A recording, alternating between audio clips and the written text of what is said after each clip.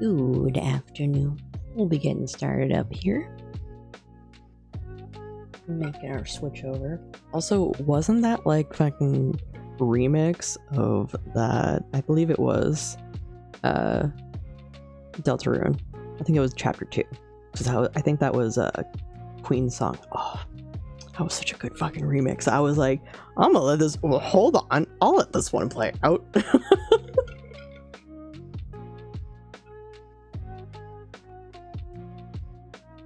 Never played Deltarune. Oh, Nat.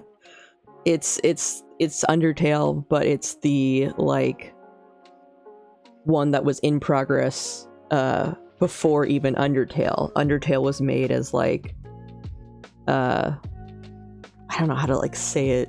The storyline. I don't know what we don't know what the storyline wise stuff is because it's all like coming out. But like, oh, the chapter 2 Deltarune songs are so good.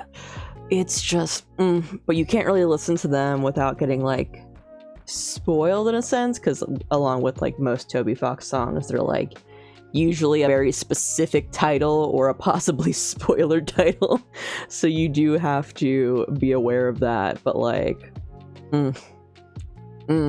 so good. It's like one of those songs from Undertale and Deltarune are like the kind that just ingrain themselves permanently into my head. So whenever I hear one that come on, it's like, oh yeah, that's it. I know exactly what itch has been itched right now. And thank you for the subscription as well, Nat. Yes, sweetheart. Let's get us switched on over. The save state worked perfectly because it literally started by saying chapter 7 again. So it is on the exact same place we left off, which is all that I desire. Okay. I hope my controller is connected. The interrogation of Hiram Tolliver. Enjoy lurking, Nat. Chapter 7, The Interrogation of Hiram. I need to find it. There we go. Still unconscious, Mr. Tolliver slumped heavily in a shoddy old chair. His hands were bound with rope, his feet tied with some loose string. They went all out. They did the whole the whole knot thing. Plan. I wonder if any of them, like, if there was a canon Boy Scout, like, or like just Cub Scout kind of whatever thing in this, because that would totally make sense. But it's funny that they found rope for his hands and they were like, oh, but what about the legs? They found some string. One thing was certain, and then they started to feel bad. Let Mr. Tolliver go. They needed to know what he was doing in Luca's house. After some deliberation, it was decided. They'd run the classic good cop, blank cop interrogation, huh? Ooh, so I have options are only chill and hard cop. I want to be mean to him first. Then I'll chill out. Hard cop interrogation. What are you doing here? Where were you on the night my mother went missing? Rollo brandished a steely gaze. I've got this. Read about it 100 times. Oh gosh. Rollo swaggered past the chair which propped up the slumping Hiram Tolliver. Without even looking at his captive, he began with a long, blustery drawl. Well, Mr. Tulliver. Mr. Tolliver remained motionless. Rollo spun around to face him. He'd clearly expected to rouse Mr. Tolliver with his booming voice. Mr. Tolliver? Beck and Luca gave each other an unsure glance. Rollo slammed his fist on the table. I said, Mr. Tolliver! He grabbed the table lamp and beamed it onto the unconscious face. Mr. Tolliver groaned and slowly lifted his head.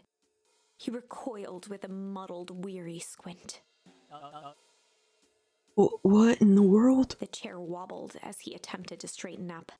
I forgot what voice I made for him. Who's there? Mr. Tolliver could only make out rough shapes through the glaring light. With a gruff tone, Rollo hoped to both conceal his voice and intimidate. I'll be asking the questions here, punk. Now, hold on. Let's just calm down. Oh, I am calm. Calm as a carrot in dirt. As for you, looks like you're sweating. The doubtful expression on Beck and Luca's faces transformed into awe. We can do this my way, or... well, let's just say I've never needed another way. Rollo, hitting his stride, was now channeling every detective trope his memory could recall. He slammed the table again. Now dance! What? I don't even... Mr. Tolliver's voice became desperate. He was nearly in tears. Dance, monkey, dance! You've tied me down. How on earth could I dance? Dance with your mouth, punk. Spill the beans. What are you doing poking around this house? I'm here to help Juniper. To make sure everything's ready. Oh, so you're in cahoots with Gran? Gran? Mr. Tolliver was in a daze, now more confused than ever. Gonna help her blow up the festival, eh? Blow up the festival? Good lord! He shook his head, feeling more and more dizzy.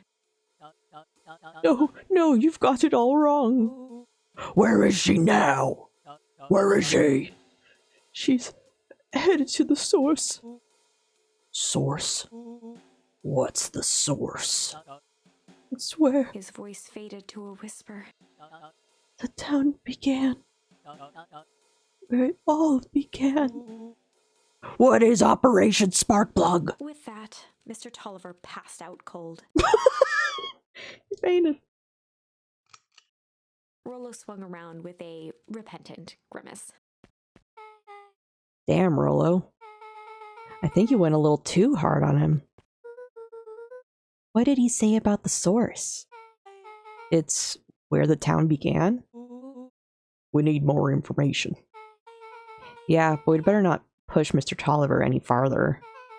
Is there anyone else who might know more? What about the History Museum? It just got set up for the festival. Nah, that tent was put up by the Valentines. Everything they do is just a bunch of fluff to glorify themselves.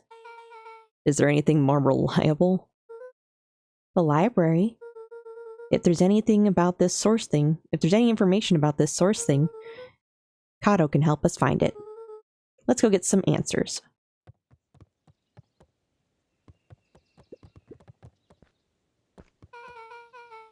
It is a dang nice library. Thanks, we work hard on it. Aren't you a little too adorable to be a librarian? Agreed. Adorable! Oh, that's a cute one. Kato hung out here so much, eventually they gave him a set of keys. I just keep an eye on the place for Miss Novak sometimes. They got you working for free? It's quiet and I get access to all the books I can read. What more could a person want? Fair enough. What can I do for you all? We need a favor. I already told you and Rollo. I can't put you any higher on the wait list for the next Hank Atomic. And if you're here with more candy, I'll have you know I can't be bought. Call it a personal code of conscience. Actually, we're looking to do some research. Now you're speaking my language. What are you looking for? That's the thing, we sort of don't know. What do you got on the history of the town? Here's a county record archives. What's in those?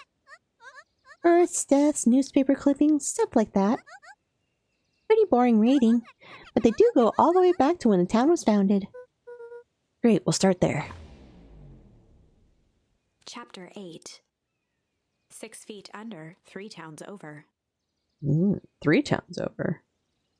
Is this the 3rd town? Because they've implied that there was a town. There was 2 towns from what we've had so far. And that the first town was covered in ice because of whatever is going on over there.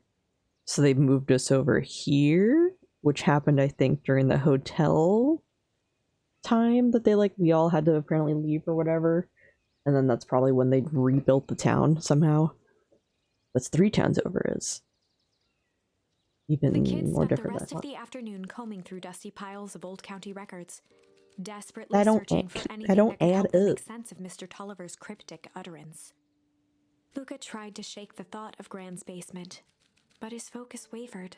Explosives, messages hidden in jam, dossiers on various town figures, and a corkboard threaded with photos. Gran was the only family he had left. He still couldn't bring himself to believe the worst. But the old map with the symbol of explosives in town square made that difficult. As the sun began to set, the kids were no closer to the truth.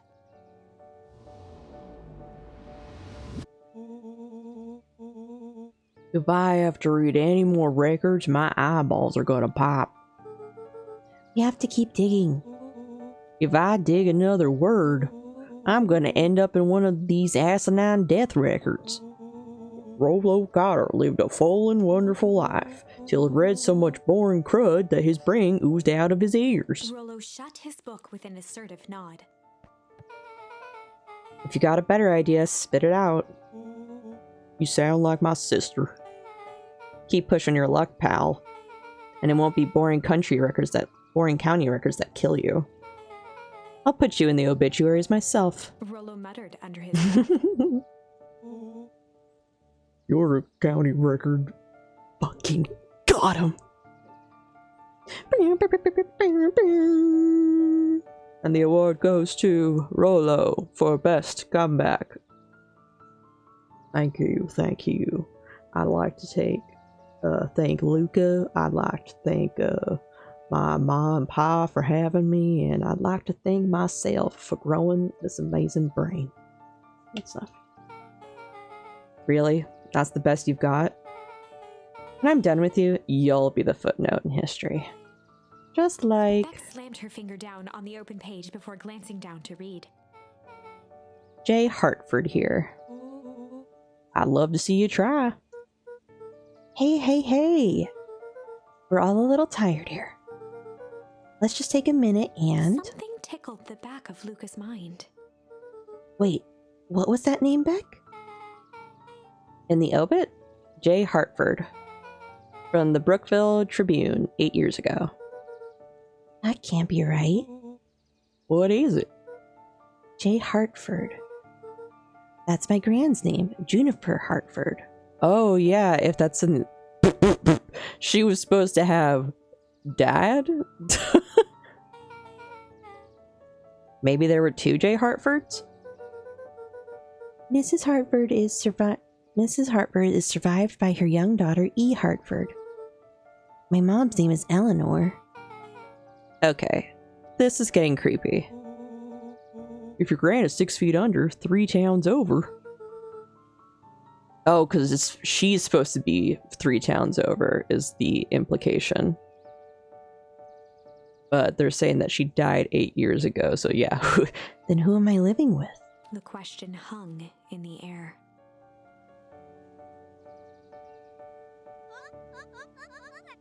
Alright, gang, I gotta close up for the night. Beck rubbed her eyes. How late is it? Almost 10. Oh crap, Pa's gonna kill me. I gotta go. Yeah, my parents will be worried sick. Okay, let's meet up as early as we can at the festival tomorrow. What are you gonna do about the unconscious man in your basement? I'll think of something. I'll just murder him. Luca's heart was pounding as he approached the house. If he was lucky, Gran, or whoever it was, hadn't gotten back yet. And of course, there was Mr. Tolliver tied up and unconscious in the basement. Dealing with him would be the first order of business. Luca shook out his arms to calm his nerves before entering.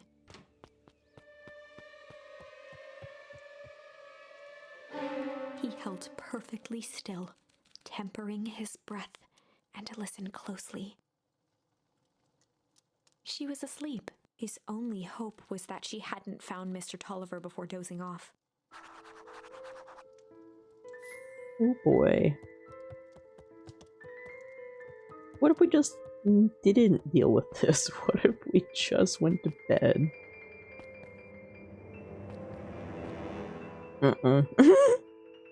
Oh no. Mr. Tolliver was nowhere to be seen. Maybe he woke up, escaped from his bindings, and left without a trace. Or maybe Gran knew everything. What do I do?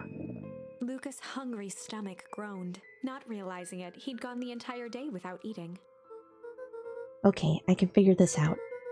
Just need a little brain food. Luca rushed over to the pile of jam jars, unscrewed one, and shoveled a handful into his mouth. You're just gonna eat straight jam? I'm afraid your jam delivery will be delayed. He flipped the lid to read the label. Mr. Nuncreed. Okay, now I can think. So if Gran knows we tied up Mr. Tolliver, I'm screwed. I'm concerned that we ate the jam that was for Nuncreed, and that, like, maybe I was poisoned in it or something. If she doesn't know, then I need to play it cool. Guess the only option is to go to bed and act as if nothing is wrong. Gran will think Mr. Tolliver finished what he was sent to do and left when he was done.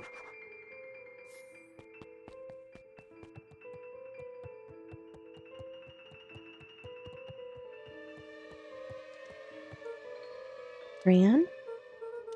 Okay, stick to the plan. Go to bed and play it cool. I'm getting stressed. Stop delaying As this. Luca climbed the final stair, the emotion of the day dragged heavily on him. With each consecutive step, his legs weakened. His No. stride began to falter. He tried to grab for the railing to steady himself. Something was wrong. Come on, legs. Just a few more steps. Luca groaned and tried to move. Yeah, I think that's what it was, the stuff from Mr. Nuncreed. His limbs might as well have been bolted to the ground. Through numb lips, he mumbled just before falling asleep. The...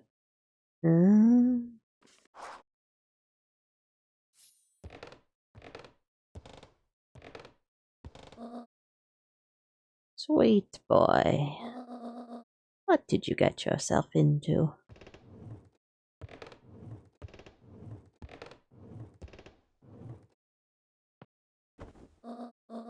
Rest now and let me handle everything.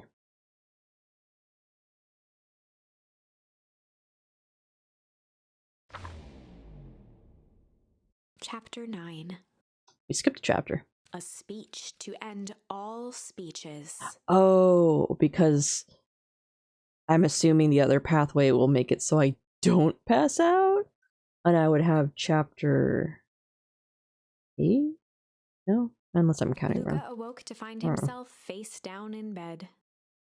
He moaned into his pillow. Why would Gran drug him? She didn't try to drug you, she was trying to drug Mr. Nuncreed. Or rather, why was she trying to drug Mr. Nuncreed? Yeah, not you, buddy. Shaking the questions from his woozy head, Luca snapped back to the matter at hand. The festival! Gotta go.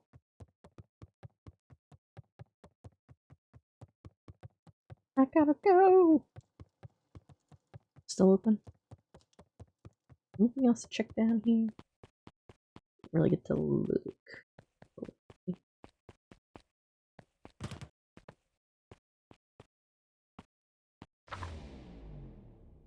Oh, go back.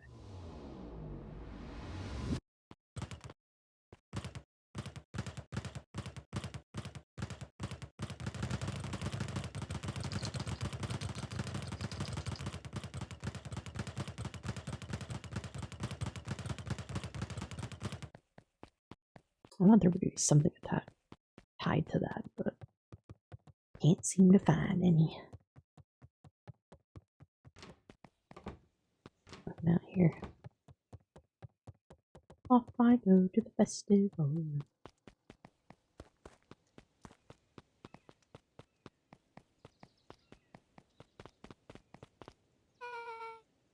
Where have you been? I Ryan put something in the jam.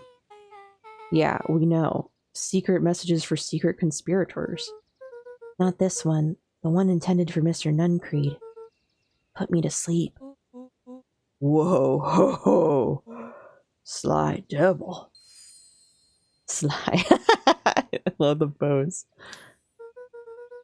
I think she's trying to remove him from the equation. He might be in danger. Have you found anything? We looked around, but haven't seen anything odd. Your Gran is nowhere to be found. Mr. Nuncreed is just loafing around waiting for the speech. What speech? Mayor Gus just got up to the podium. Everyone is gathering at the stage. Let's get moving.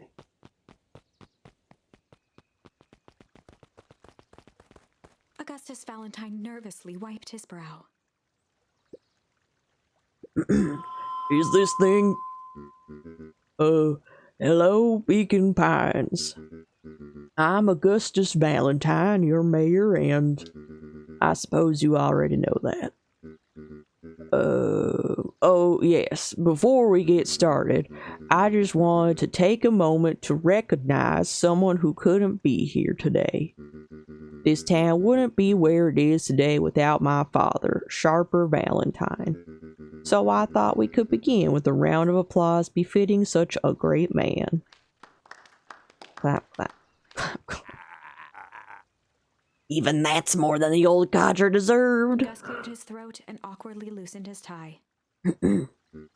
Right, where was I? William Kerr bounded on the stage with the energy of a preacher at a big tent revival. Gus Valentine, everyone. He gave Gus a hearty slap on the back and motioned him off the stage. Let's hear it for our mayor. What a great turnout. Aw, heck, I didn't prepare anything. But I suppose I could say a few words. Would be ashamed to waste such a beautiful podium. Mr. Kerr pulled a thick stack of note cards out from his vest. I figured he was prepared. Community, conviction, commitment.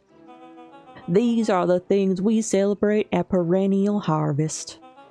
For us, these are the pillars of the bridge to a better tomorrow. But I think it's time to add a new pillar. Change. Change is a powerful thing. It's inexorable? Inexorable? Unavoidable and undeniable. And I am dadgum thankful for it. Change is the reason we're all together today. It's hard for me to believe that it was only 4 years ago when fate brought me here. A simple business trip which brought me to a small town which would change my life forever. Mr. Kerr took a moment to survey the crowd. You know what? He wiped away a single tear. From the second I set foot in Beacon Pines, something about this place has held me captive. You see, change represents opportunity. It represents potential. It was change that helped me recognize the potential of this place. See that the people of this town, despite suffering great loss, still held on to the things that made them special. He thumped the podium to emphasize each word. Community, conviction, commitment. Change. Mr. Kerr nodded confidently, biting his lip. The crowd was silent. Time Attention. slip. Fate made a perfect match that day. Nothing is more important to you all than community. And Perennial Harvest is a community first and foremost. Mr. Kerr methodically made eye contact with each section of the crowd. The only way you made it through the foul harvest was an unshakable conviction. A conviction that a better tomorrow was just over the horizon. Perennial Harvest was founded on the conviction that we are that horizon. This festival is a symbol of our commitment to each other. His voice began to build to a crescendo. We now walk hand in hand into a future we will shape together. And that is what change is all about. Grabbing the future by the scruff of the neck and making things happen. Change is a choice. I am tickled pink that we will all be making that choice together. Oops, wrong button.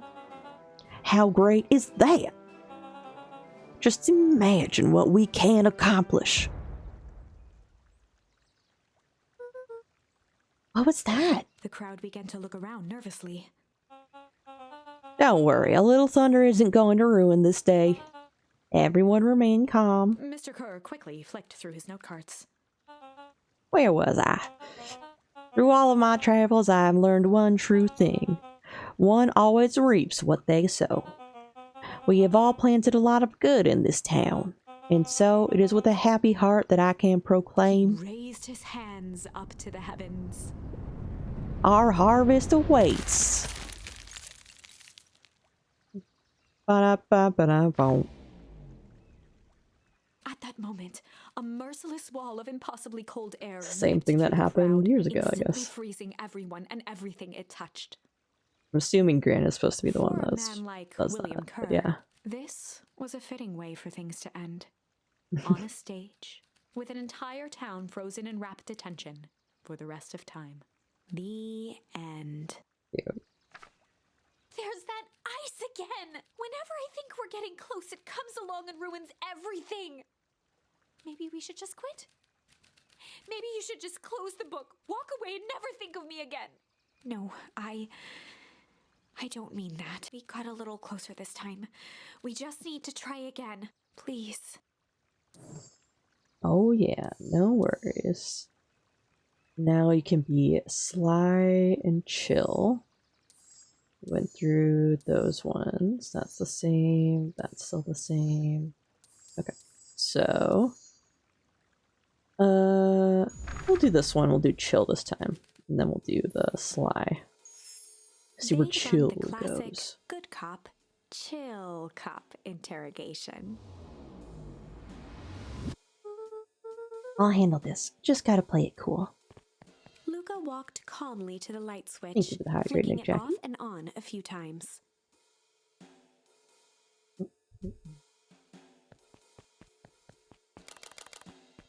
Mr. Tolliver shook his head, gathering his wits. Golly, I sure got my bell rung. He looked over to find Luca, who returned a calming grin. Sorry, Mr. Tolliver. This was all a big mistake. Luca, what's going on here? Why do you have me strapped down? No one's fault, really. Rollo just got a little startled. Rollo's here? Rollo and Beck emerged from hiding to give a timid wave. Well, alright. Mistakes happen. Kids gave old Hiram a good scare. Let's just get me out of these ropes and call it even. Luca glanced over to Rollo and Beck, who replied with skeptical looks. Mr. Tolliver, why are you in my grand's basement? I'm here to help, of course. Help with what? What's my gran up to? If you'll just cut me loose, I can show you. How do I know we can trust you? Mr. Tolliver exhaled with disappointment. Luca, have I ever done wrong by you? No. And since your gran moved to town, haven't I been nothing but welcoming? Yeah. Why would I turn my back on your family now? It's just, all this stuff seems pretty weird. A board with names of people from town, an archive of my dad's old disturbing patient notes. Luca gestured to the corner.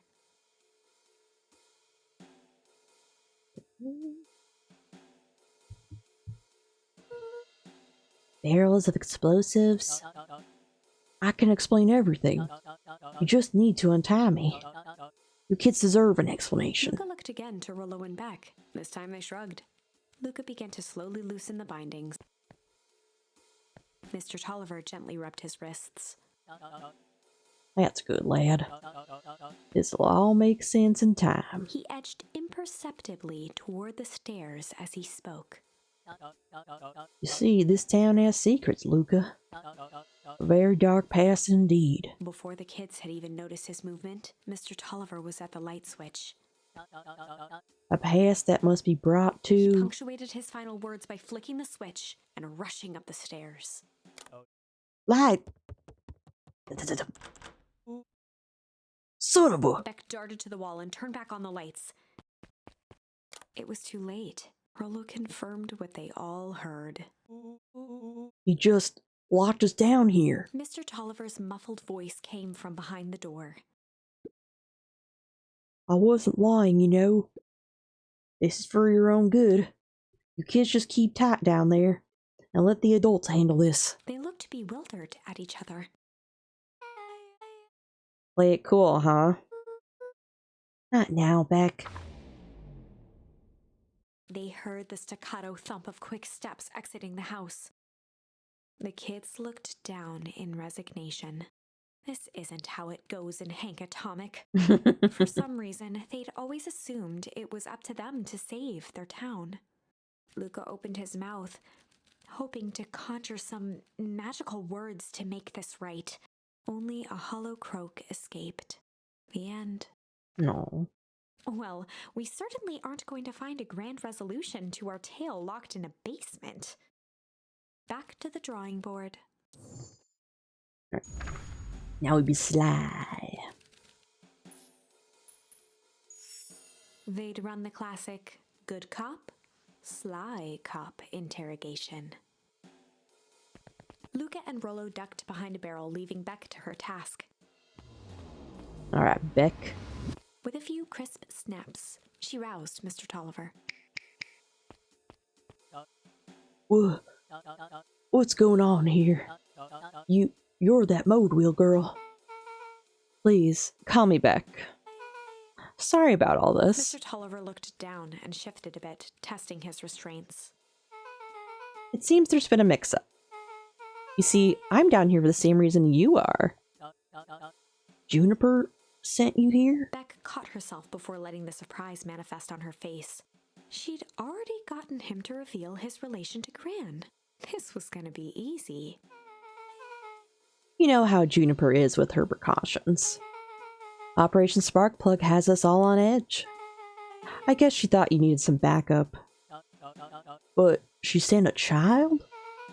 What better way to avoid prying eyes? It would suspect a kid. I suppose that makes sense. Mr. Tolliver wriggled a bit in his restraints. Oh, I'm so sorry. Beck quickly removed the ropes. That had to be uncomfortable. A little, yeah. But you understand. We never know who to trust in this town. Mr. Tolliver rubbed the growing knot on his forehead. Very true. So, it turns out we're both here to... Beck twirled her hand, as if to prompt Mr. Tolliver to finish her thought. Destroy the evidence. Beck shook her head and clicked her tongue. Yep, the old gal is nothing if not thorough. Mr. Tolliver let out an amused huff in agreement. She sure is. Can't blame her, though. If anyone were to find out that we're going to destroy the source, well, we both know how bad that might be. No one will know anything once I finish cleaning things up down here. Beck was on a roll now, playing Mr. Tolliver like a fiddle. You sure you can finish this up on your own? Juniper trusted me for a reason. You can leave the rest to me. Good. There is one more loose end I'll go work on. Loose end? Oh, it's nothing really. The other day I had the radio on scan while restocking the candy shelf. And wouldn't you know it, I intercepted an odd phrase in a perennial harvest transmission. Underground secrets. That's ominous. I think it might be a password, but Juniper just missed it. Said it wasn't mission critical. What's the password for? We don't know. So we have a password and nowhere to put it? It's gotta mean something, right? Good thinking. You should probably go work that out. I've got this under control. That's a relief. Between you and me, this basement gives me the willies. Heading for the stairs, Mr. Tolliver hesitated and turned to Beck with a puzzled look. She grinned and gave him a peppy wave. With a shrug, he continued up the stairs, whistling a jaunty tune. You guys catch that? Sure did. This whole time Mr. Tolliver's had a candy shelf. But all he ever sells us is apples. Beck blinked slowly in disappointment. The password, Rollo. Well, sure, but once things are back to normal, I'll be having a word with Mr. Tolliver. I'll be having a word with Mr. Tolliver about that candy shelf. Fine. In the meantime, I've got an idea. She turned to the table and began tearing small scraps of paper. He said he heard a password on the radio. Any good spy transmission is never what it seems. Beck marked each scrap of paper and leaned back. We just need to find the hidden meaning. Okay. What's another word for underground? Buried, covered. Could it be a cover-up? Maybe it's one of those each letter is a number thingies. So U would be 21. N would be 14. D would be... Oh. It's an anagram. Nuncreed's drugstore. Luca and Beck looked at Rollo with amazement. Rollo? That was incredible. Well, it's either that or Cran's nude rug store.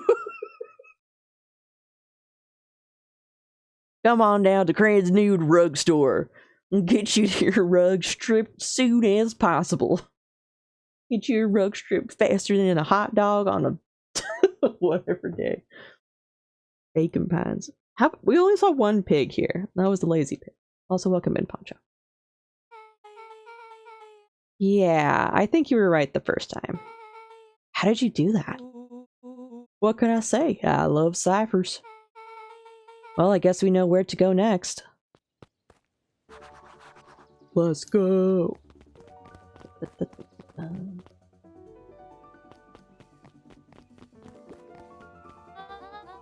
You scared me half to death.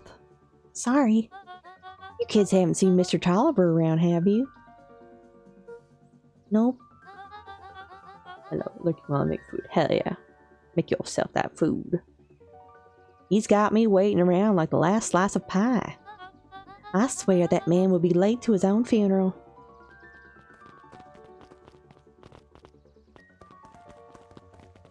And I have not been fishing in a minute. Any new ones here? Got a crooked. Luca tied a bent nail onto the line. If all you have is a hammer... Sure.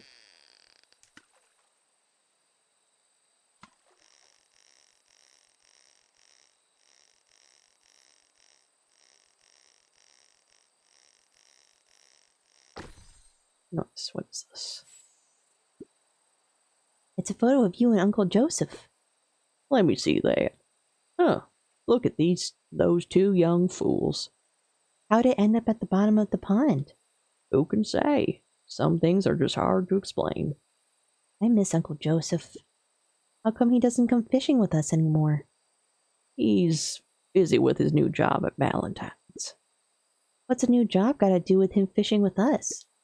It's complicated. Like I said, some things are hard to explain.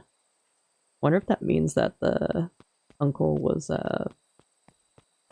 chose work for the Valentines and dad was just like, that ain't cool, and just that's what starts the fight.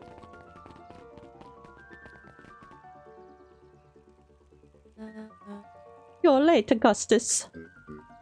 Sorry, sister. Was caught up with work.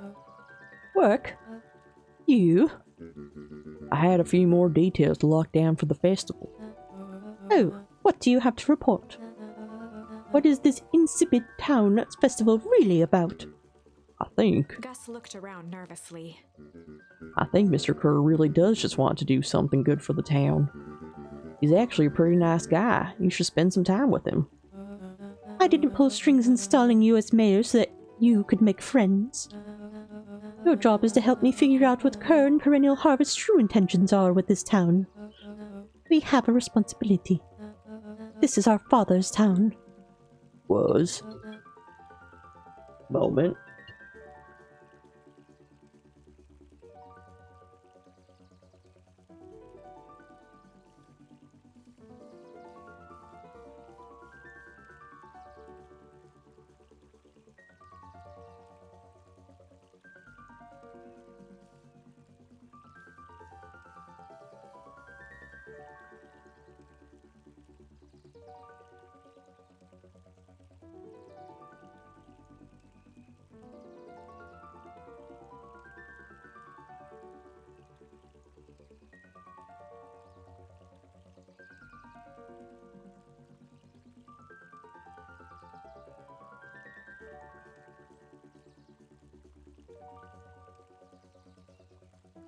I hope that I'm muted in time so that you guys did not have to hear the phone call.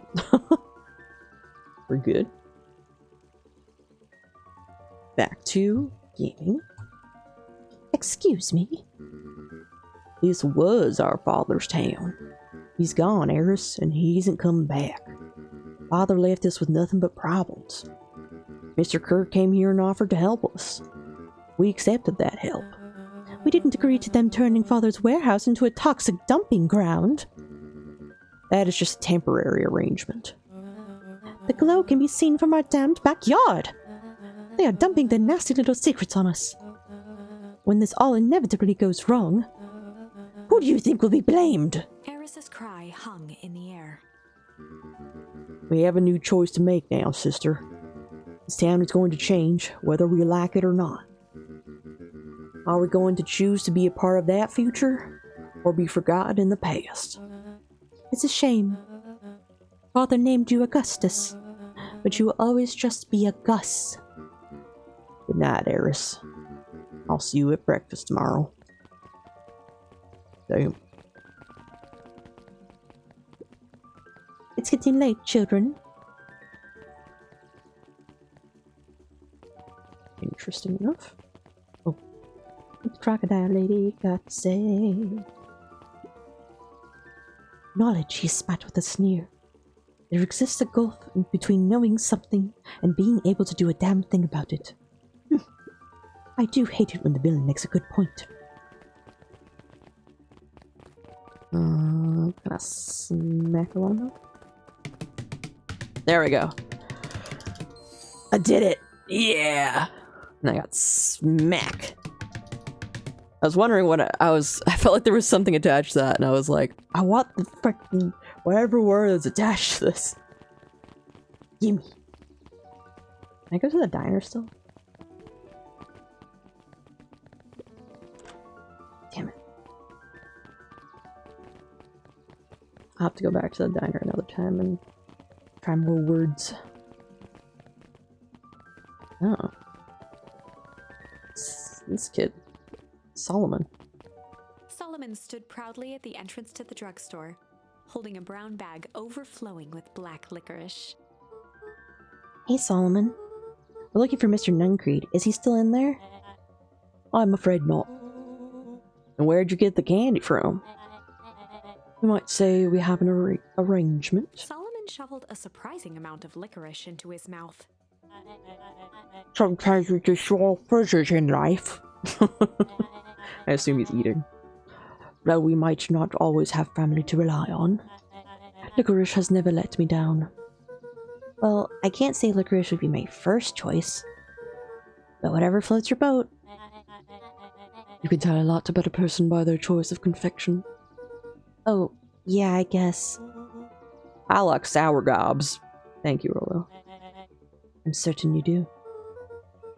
I always wondered why Mr. Nuncreed kept licorice in stock. You don't eat enough of it to make it worthwhile. There are many ways to earn loyalty. For some, it's as easy as cold hard cash.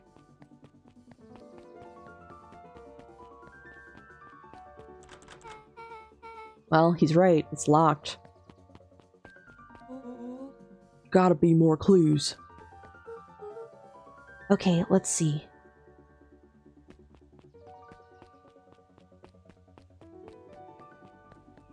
Is this one I'm gonna...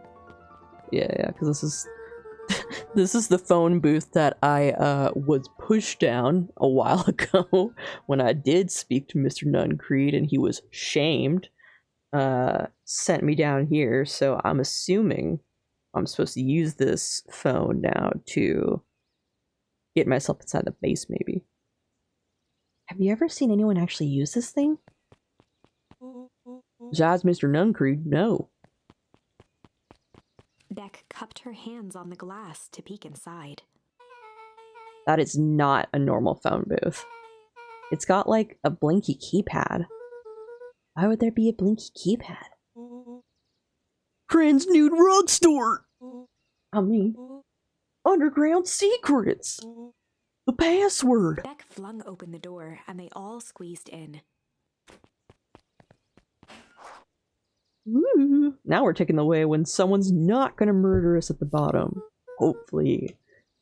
Alright, let's see here. Luca cracked his knuckles and entered the letters into the keypad. Underground secrets. Sounds like that did something. Great. Now what? I guess we... Ah! The inside of the phone booth dropped loose from its shell. Without even the space to panic, they closed their eyes, held their breath, and accepted their fate. And their ankles were destroyed. Suddenly, the chaotic descent slowed to an effortless landing. It was unclear where they ended up, but at least it was solid ground. It's a laundromat. The air was stagnant and smelled vaguely of chlorine. I knew it. You knew there was a secret hub full of strange tubes under the phone booth? Of course I did. Didn't I say that?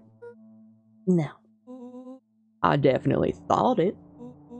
Luca, do you remember when I said how cool it would be if the trans-dimensional conduits from Hank Atomic issue number 12 were real? Rolo, at one point or another, you said that about every technology ever discussed in Hank Atomic. That's why I'm such a good predictor. It looks like each of these has something written on it. Can I look around first, though? This? This suit has a broken mask. So, have we found our mystery warehouse creeper? At least we found their hazmat suit. If it walks like a Nuncreed and talks like a Nuncreed. Let's not jump to conclusions. Just saying. Just saying. What's this way go? Valentine Fertilizer Warehouse.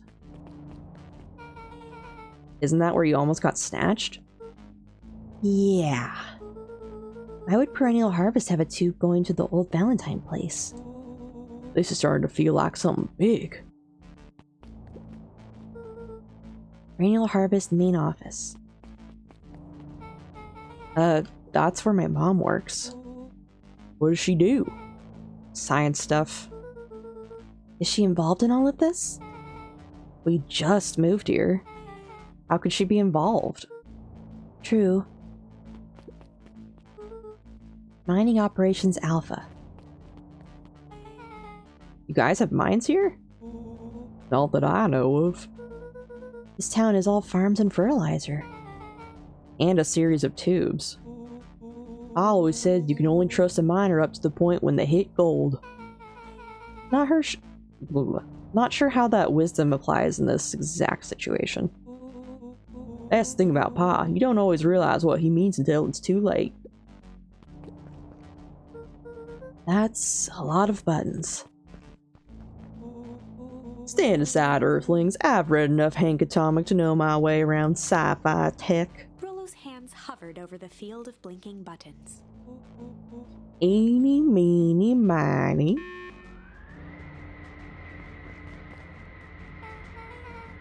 Rollo, what did you do? Nothing. I didn't even mow yet. What was that? Hide. Where? There's nothing but weird tubes down here. Just get back.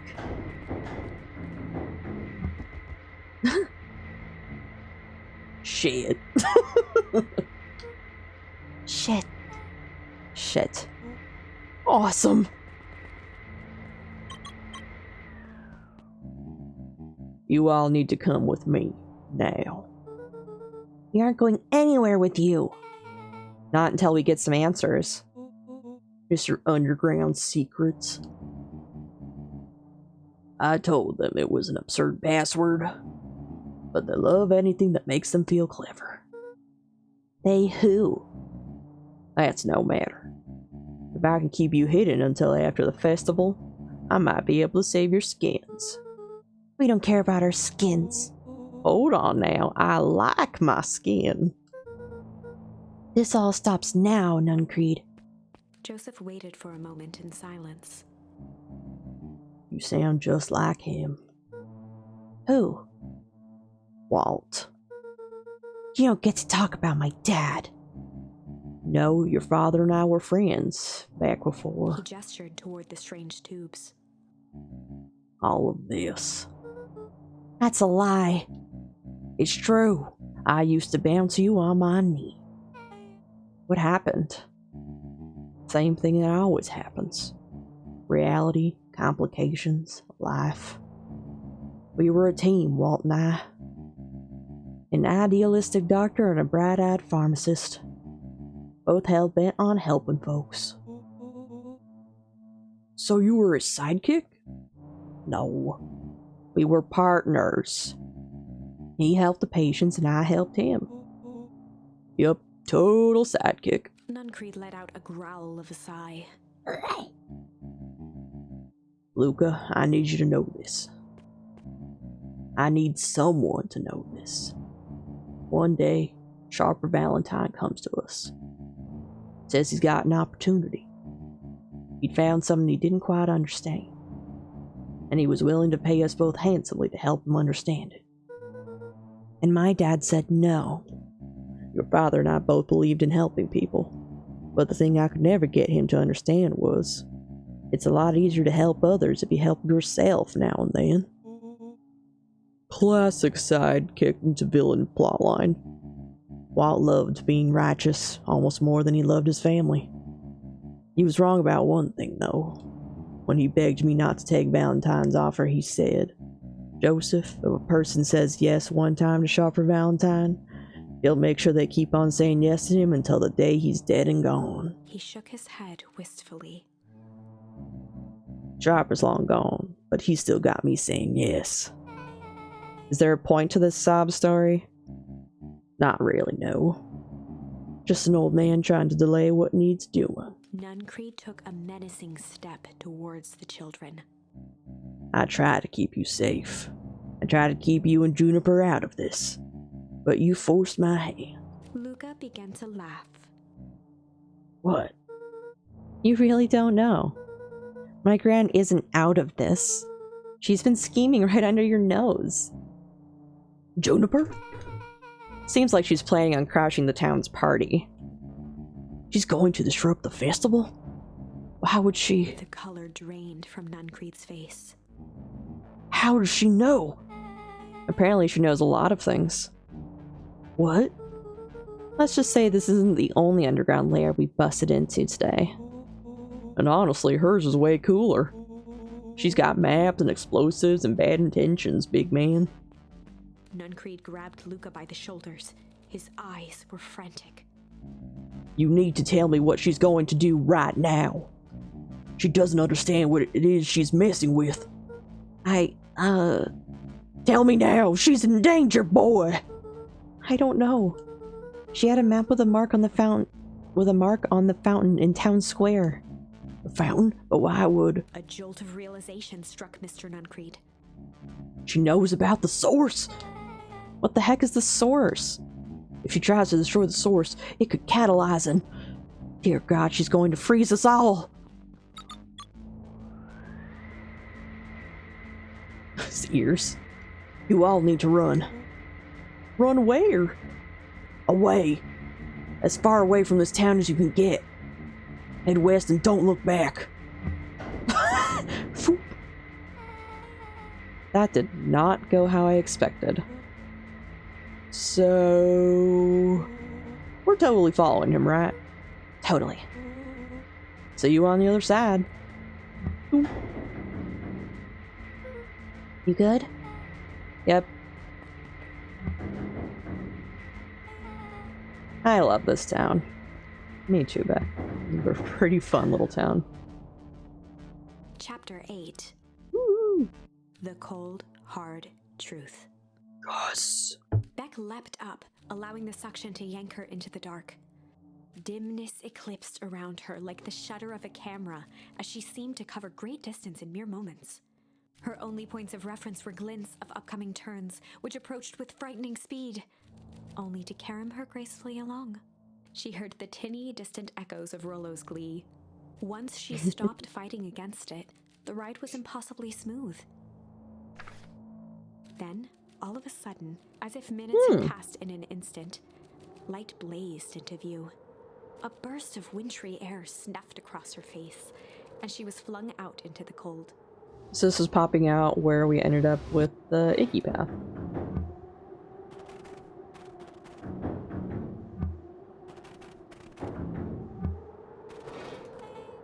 That makes sense how Kerr and the lackeys got there so fast then.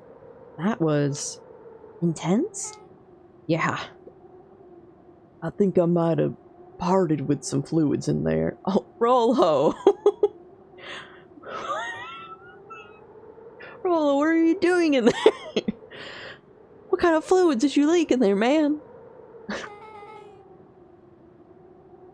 Any idea where we are? Somewhere cold. Doesn't look like he got on any of us. Oh man, how much did you spill, dude? Did you spill the whole coffee cup? Like, oh lord.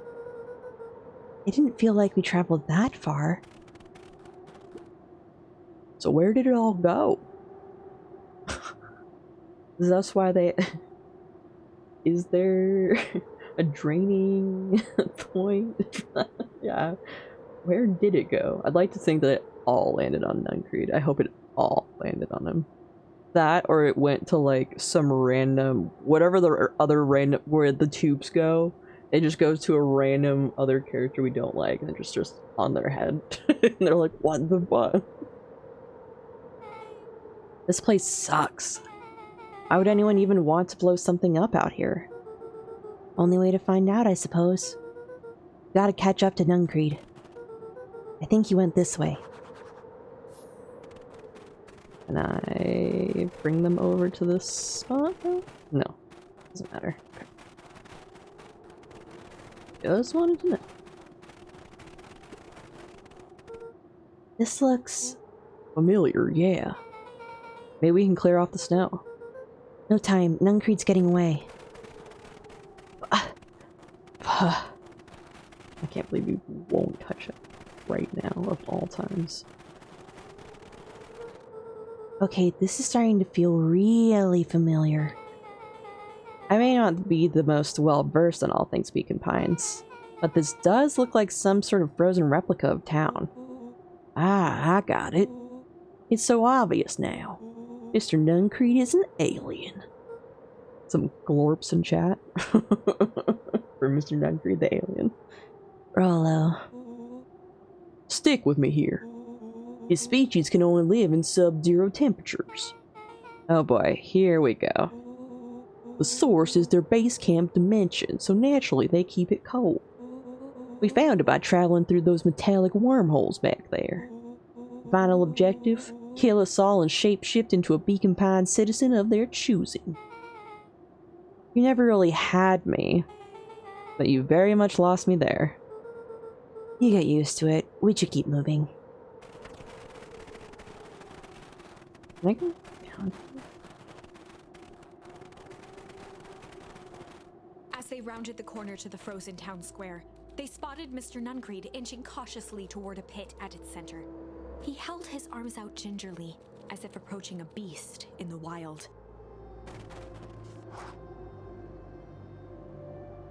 Upon closing the distance, Luca recognized what Nuncreed was after.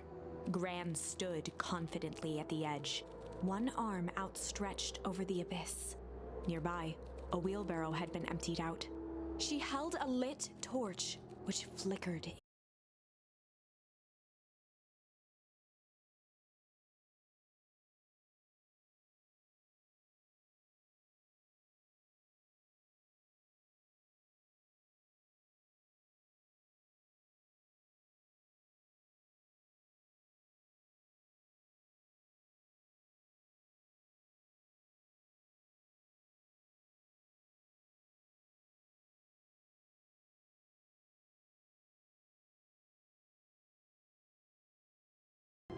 What's happening? Luca, you and your friends need to leave right this moment. Mr. Nuncreed turned back toward the kids, desperation in his eyes. Listen to your grandma, Luca. This is between me and Juniper. Rollo and Beck held steadfast in awe. Luca approached closer. Mr. Nuncreed spun back toward Gran, his voice growing louder. You've got it all wrong, Juniper. Just hand over that torch. You don't understand what you're doing. How could I possibly trust you to do the right thing? Walt told me everything. He trusted you and you betrayed that trust. Luca, did you know that this man's entire life is a lie? If it weren't for him, your father might still be alive. Mr. Nuncreed winced with anguish. His voice hardened. That's not true. They both now yelled, not to each other, but at fate itself, making their peace with long-held burdens. The wind howled with encouragement. Walt was like a brother to me. We just had different ideas of how to effect change. Very convenient that your way just happened to line your pockets. Now that's not fair. They menaced at each other, both catching their breath. The moment balanced on a knife's edge.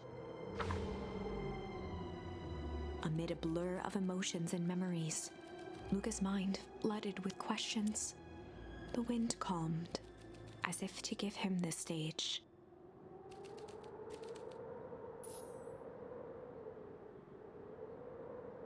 Hum or whoop? I'm gonna go the crying route first. And in the stillness, he began to weep. It was all just too much. Falling to his knees, Luca whimpered softly. The tears crystallized as they hit the snow. Gran stared at Luca for a moment with warm sympathy, remembering why this was all necessary. This'll all make sense soon, Luca. Then everything can go back to normal. I promise. She stiffened up and brandished the torch at Mr. Nuncreed. You can't hide behind those people any longer, Joseph. Once their precious source is destroyed, we'll see where their loyalties fall. Juniper, don't... Ignoring his final plea, Gran flung the torch into the deep darkness. She smiled and exhaled in relief. Mr. Nuncreed moaned in resignation. The torch echoed as it ricocheted down the hole, punctuated with a thunderous thud. You see, Joseph, I've learned one very important lesson in life. If you want things to change, then you must be willing to... Before Gran could finish, the ground shook her to silence.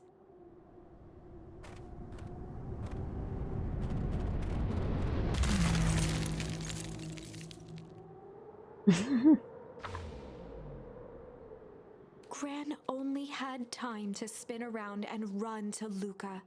Her attempt to shield him, an honorable but trifling act. Unflinching love, pitted against an unthinking horror. There was no contest. Her warm embrace froze in an instant. That is where they remain, fixed in place, forever. And so, our story ends on this melancholy scene.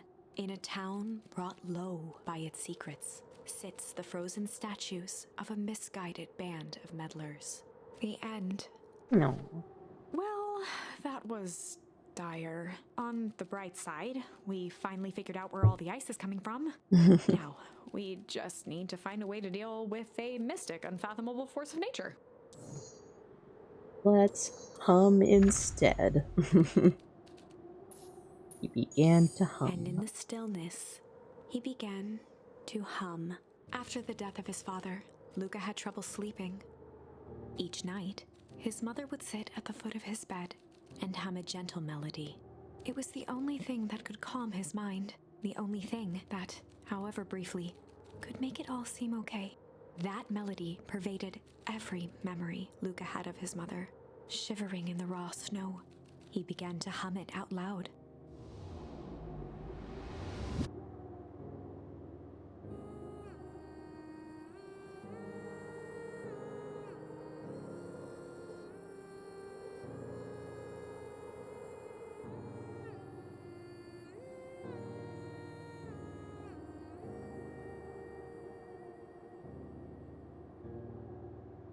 Gran lowered the torch, listening closely. As recognition slowly set in, her heart sank. Those countless nights of consolation, the incomparable loss they shared together. She let the torch fall to the snow and sizzle out. A few steps toward Luca was all she could bear before dropping to the snow herself. Through a flood of tears, she began to hum along, note for note.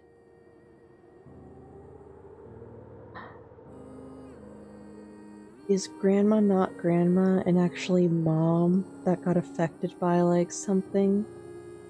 Because that would make sense too.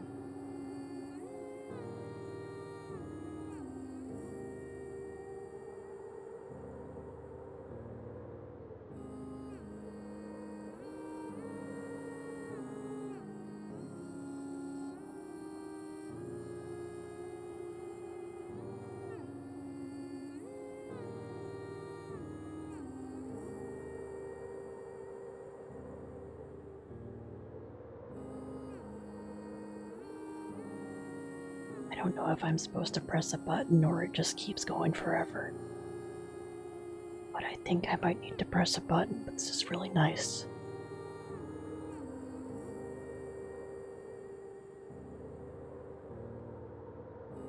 Luca lifted his head in astonishment. The last time he heard that melody was the last night he saw his mother. How do you know? I'm so sorry, my little buckaroo. Buckaroo? The only people who call me that are my dad and your mother. Luca blinked through blurry, watery eyes, It is his trying to mom. see more Gran clearly. is his mom. Ah. He could just make out the impression of a familiar face. Okay, so she probably got affected by whatever stuff, his mom, and she couldn't go back to him as his mom because she didn't look like that anymore. That's probably that is my guess right now. He peered across the snowscape at the woman on her knees. Something about her was undeniably his mother. Only smaller, older, changed. Mom? That's right, buckaroo. Mom! Luca sprinted as fast as he could toward his mother. They held each other close, and the cold retreated from their bodies. Eleanor? I thought you were gone. You should have known I would never abandon my son. Welcome on in, Audioretus. Eleanor looked down at Luca, tightening her embrace in an appeal for forgiveness. How? You're a smart man, Joseph. I thought you'd have pieced it together by now. You were exposed. Mom, I don't understand any of this. What happened to you? Where did you go? Why did you leave me? I never left you. I was always right here, Luca. Why did you lie to me? It tore me up, Luca, but I did it to keep you safe. I thought that getting answers would help us both move on.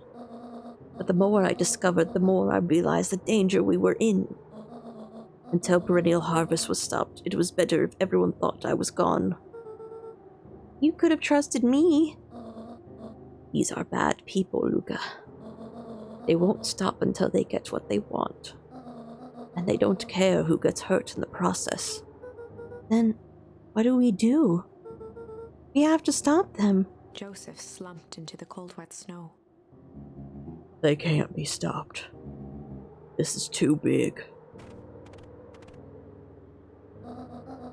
I tried beating them at their own game. I'm done fighting fire with fire. For the first time in a long time, her voice felt like her own again. No more lies. I see now there's a better way to stop perennial harvest.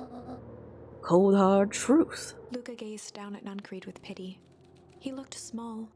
Joseph stared into the snow, as if searching it for answers. Come on, everyone. We've got a party to crash.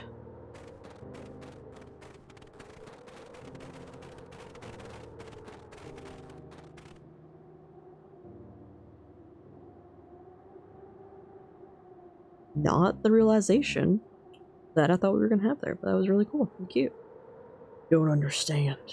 He always wins. Chapter 9. The Devil You Know. Ooh. 7 months ago, Oh, we're going back in time. Eleanor Van Horn crept down the maze of sterile hallways under perennial harvest. Oh, so we're going to see what happened to his mom 7 months ago now. Cool. We're getting the backstory. She stopped in front of the large steel door marked Deep Engineering. No turning back now. She raised a trembling hand. The stolen keycard worked as promised, and the door buzzed open with mechanical efficiency. She was immediately hit with the smell of disinfectant. It was some sort of laboratory. In one corner was a desk covered in papers. Across the room stood a tall metal pod with hoses protruding from its base. She rushed to the desk and began shifting through the piles of papers. They were experiment reports on something called Tempus liquamen. There were dozens of them. Every one stamped failed. Eleanor heard the sharp echo of footsteps approaching. She was out of time. Her eyes scanned the room, eventually landing on the strange pod. Muttering a curse under her breath, she dashed over and dove inside.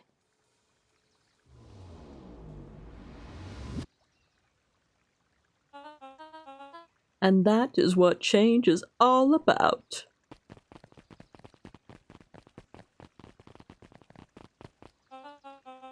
Grabbing the future by the scruff of the neck and making things happen. Change is a choice. I am tickled pink that we will all be making that choice together. How great is that? This man is a liar. Excuse me. I will not. This town has a dangerous secret and perennial harvest only exists to keep it hidden. Nonsense. They picked up the whole damn town and moved it right under our noses. You aren't making any sense, dear. Mr. Kerr addressed the crowd with a sarcastic tone. Imagine such a thing. It's absurd and just plain impossible. They promised they could fix the foul harvest. They told us they would clean this place up. We just had to leave town for a few days. But while they had us excavated and they shoveled our bodies.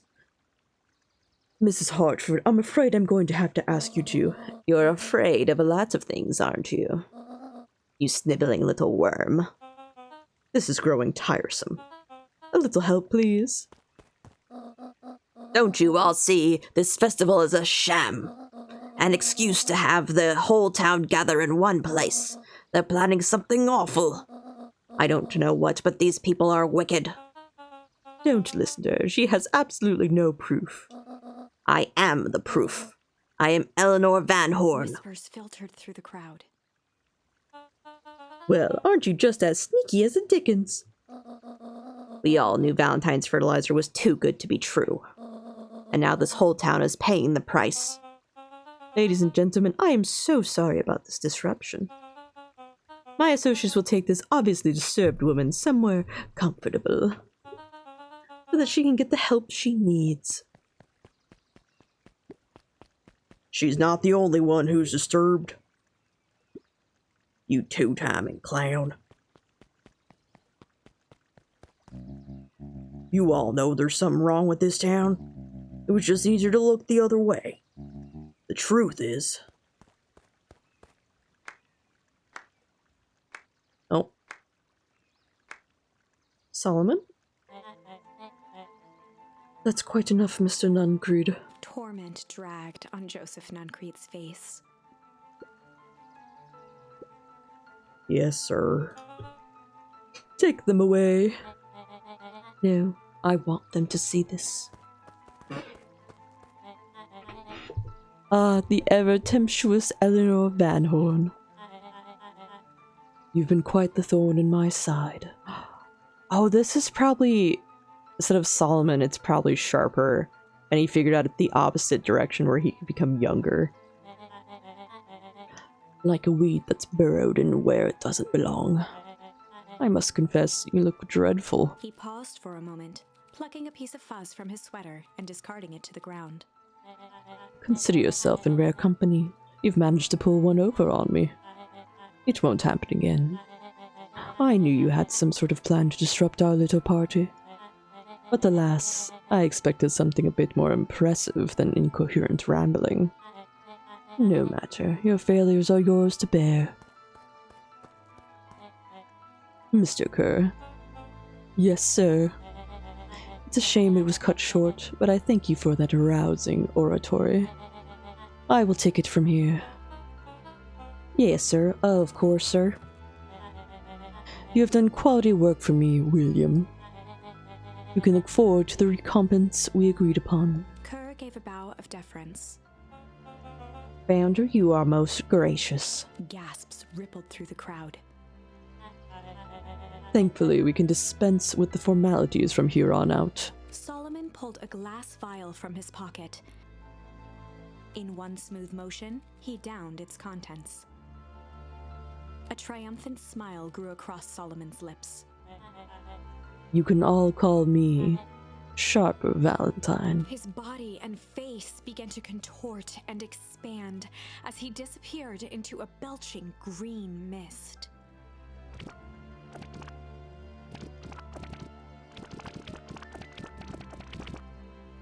A hushed Holy cow. horror gripped the crowd. This is a story about change.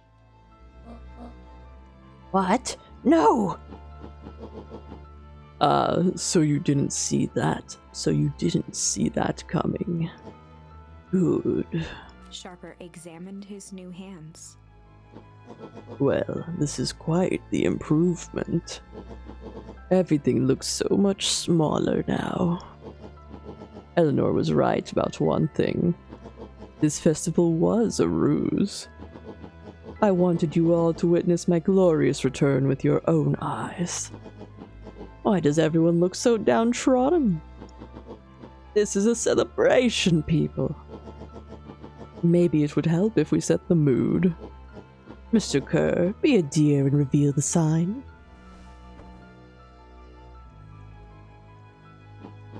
Ha! Wonderful. Sharper choked out a crude squawk of a laugh.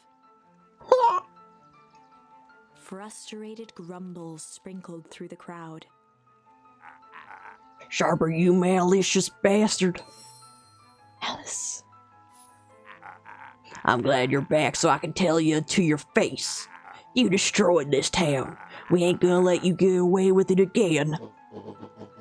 Sorry, this is not the time for audience participation.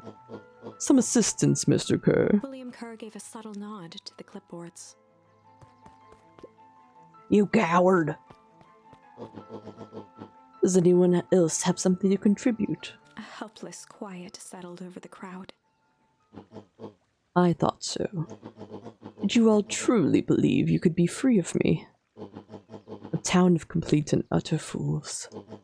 You people should be celebrating my return. You're clearly lost without me. And that leads me nicely to my children. Harry? I gave you both the greatest gift a parent can give. The opportunity to prove yourselves in my absence. Squandered. To say I am disappointed would be an understatement. But Silence, Augustus, an adult is speaking. I don't know which is worse, a son who is completely hopeless, or a daughter with such potential who inevitably lets me down. Eris, you fail me with admirable consistency. Thankfully, I was counting on it this time. Father, I haven't been wasting time, my dear. What have you accomplished? was focused on cementing our legacy. Legacy? Who needs a legacy when you can just live forever? But what about...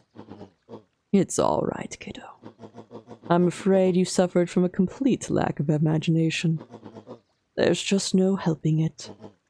Now then, where is Joseph? You didn't take the opportunity to slip off, did you? Ah, there he is. Everyone should give him a hand. None of this would have been possible without Joseph. I think you've said enough. Nonsense. The people deserve to know how helpful and loyal you've been. I only did what I did because he left me no choice. You always had a choice, Joseph. You were simply too weak to take it. No matter. Cheer up. You are about to be rich beyond your wildest dreams. You should follow Mr. Kerr's example. When I found him, he was in a sorrier state than any of you. An aging actor, desperate to recapture his youth. Ah, he's an old one, that... No wonder he looks so, like, slick back, whatever. Made sense. He was too well done.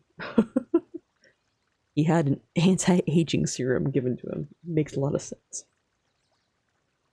He played his part, and soon he'll be able to play the leading man again. Forever, in fact, if he remains loyal. That goes for all of you. Well, those who haven't already frittered away my goodwill. Deacon Pines is mine again, and I am willing to share its spoils in exchange for absolute loyalty. Are you saying William Kerr was never in charge of Perennial Harvest? Ha! You think that puffed up blatherskite could have accomplished all of this? Whoa, hard B word. Dawn, I suppose it's time for your big exclusive. Sharper Don't hurt addressed her. the crowd with indignant Don't hurt pride. Dawn. He'd planned this moment for so long that now, at the deed's fruition, it almost felt frivolous. You see, I needed a figurehead to hold things down while I orchestrated my return. Someone to misdirect, lie, and bilk this town for a spell. So I invented William Kerr. Take your bow. You've earned it. Mr. Kerr flourished a preposterously elaborate bow. Patrick C. Montesquieu, thespian extraordinaire, at your service. Vander, I just want to thank you again for this opportunity. It was truly the role of a lifetime. Wait. So this Bill Kerr was a patsy the whole time? Ha ha ha. A patsy. Ha ha ha ha ha ha ha. Now that your secret is out and open, what's to stop this town from rising up against you? Oh, that's the delicious part. Fear. Thanks to our clipboards, I know what each and every person in this town fears most. And I will make those fears manifest for anyone who steps out of line. The choice is simple. I'm not afraid of you. Ha! The young hero. I've kept a keen eye on you, boy. You and your friends made a habit of disrupting my plans. What a pity. If things would have gone a bit differently, you might have had your moment of triumph. But that's fate for you. You can't do this. Oh, but I can. I have one. Never underestimate what a great man can do given time. And now time is my plaything. Perhaps the most expensive thing I've ever bought. But well worth it. Ha! Sharper coughed up one final laugh and cracked his knuckles. I have no knuckles to crack. Enough chit-chat. Let's get to work, shall we? And so, Sharper set about remaking the town in his own image. No, just go straight The in. fertilizer factory soon reopened for business. Sales rose steadily as more and more farmers across the countryside began to swear by its miraculous properties. Beacon Pines became famous, a secretive town that, for the right price, shared its gifts with all. Gifts that became more and more necessary in a world where winters grew longer and longer. The end. This is wrong, but things are becoming clearer now. You can feel it, right? We can't let Sharper win. He might just be the key to this whole thing. Let's see. Okay, so that was the end of that path. That one's done. Those are all done. Light, accept. So, malice instead of shame. We go back to this instead. There was a malice lurking behind those eyes. Like a trap ready to spring. Luca felt the weight of Nuncreed's hand on his shoulder. Something wasn't right. He didn't know why, but something was telling Luca to get out of there. I just want this to all be over. Of course, I'm sure it will all work out soon enough. I should get going. I told Roxy I'd check for Rolo at the Luca treehouse. twisted free of Nuncreed's grasp.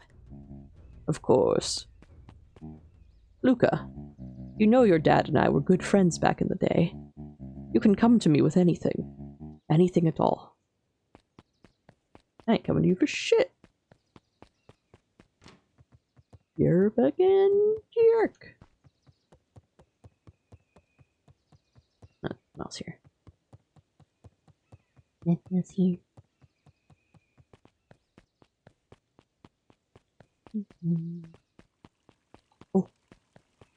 Oh, so this must be, two people. This being Sharper, this is also someone who's probably, an older gentleman or of some sort, and use the potion. These festival decorations are a bit humdrum. If I were to throw a festival, it would be a thing to behold. I agree. This is all more than a little sad. It's worse than sad. It's boring. What if we did a little something to spice things up? I'm listening. You know, that festival sign waiting to be unveiled. It'd be a shame if someone... The two scurried off, eagerly formulating a plan. Let them go. And off they go to be you. Rude little things. I go in here? Hey, Dawn. You. Up at dawn, newsstand is so adorable, though. Oh. Identify yourself, please. Nellie Modewell. I work here now. I am unable to locate you on our staff roll. Oh, I don't officially start until tomorrow. Mr. Kerr said I could come in early tonight to get a few things done. Hold, please. Clearance authorized. Thank you. Our harvest awaits. Whoa! You can get a wrench to the noggin sneaking up on a guy like that. Don't scare a man while he's junking, Sonny. Oh, Sonny. Sonny? This guy was junking in the middle of the street in a complete view. Spread eagle. Evening, Jeff. Isn't it kind of late to be junkin'? I might as well ask the same thing of you. Don't all you young folks junk your shit? Find anything good? Ever since Perennial Harvest moved in, even the junk is trash. You can learn a lot about a person by looking at what they throw away. But this bunch is all shredded paper and coffee cups. Well, I'd better get going. I'd see nothing if you didn't see nothing. See what? Exactly. Throw your junk. And it still sits there. Do their thing. Let's keep it this way. Hello? Hey, Jetson. Let's see. Roller come back for not. Lose the fisher. Yeah. Do you have any new things while I'm passing by? Ooh, smack. Luca stuck a toy stretchy hand onto the hook. Those things always get dirty anyway.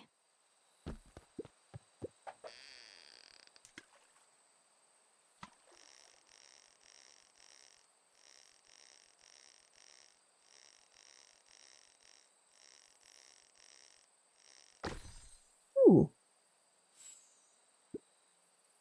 Should we give it to Mom? She likes jewelry. That's a sweet thought, Buckaroo.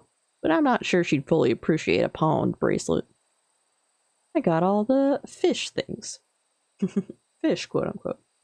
Well, that's quite a haul. Feels like a good time to pack up. Just a little bit longer. If things lasted forever, they might not feel as special, huh? I guess. I'll make you a deal, Buckaroo. If you ever feel like you need to talk about anything at all, you just say, let's go fishing, and I'll know what you mean. Like a secret password? Yep, top secret. Neat. What a perfect day. Yeah. Cute. Very adorable.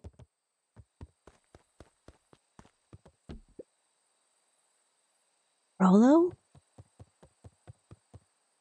He aired a long holler into the woods. Rolo. Rolo, wherever you are, I hope you're okay. Luca felt his eyes getting heavy and plopped into the beanbag. He conceded to its lumpy embrace.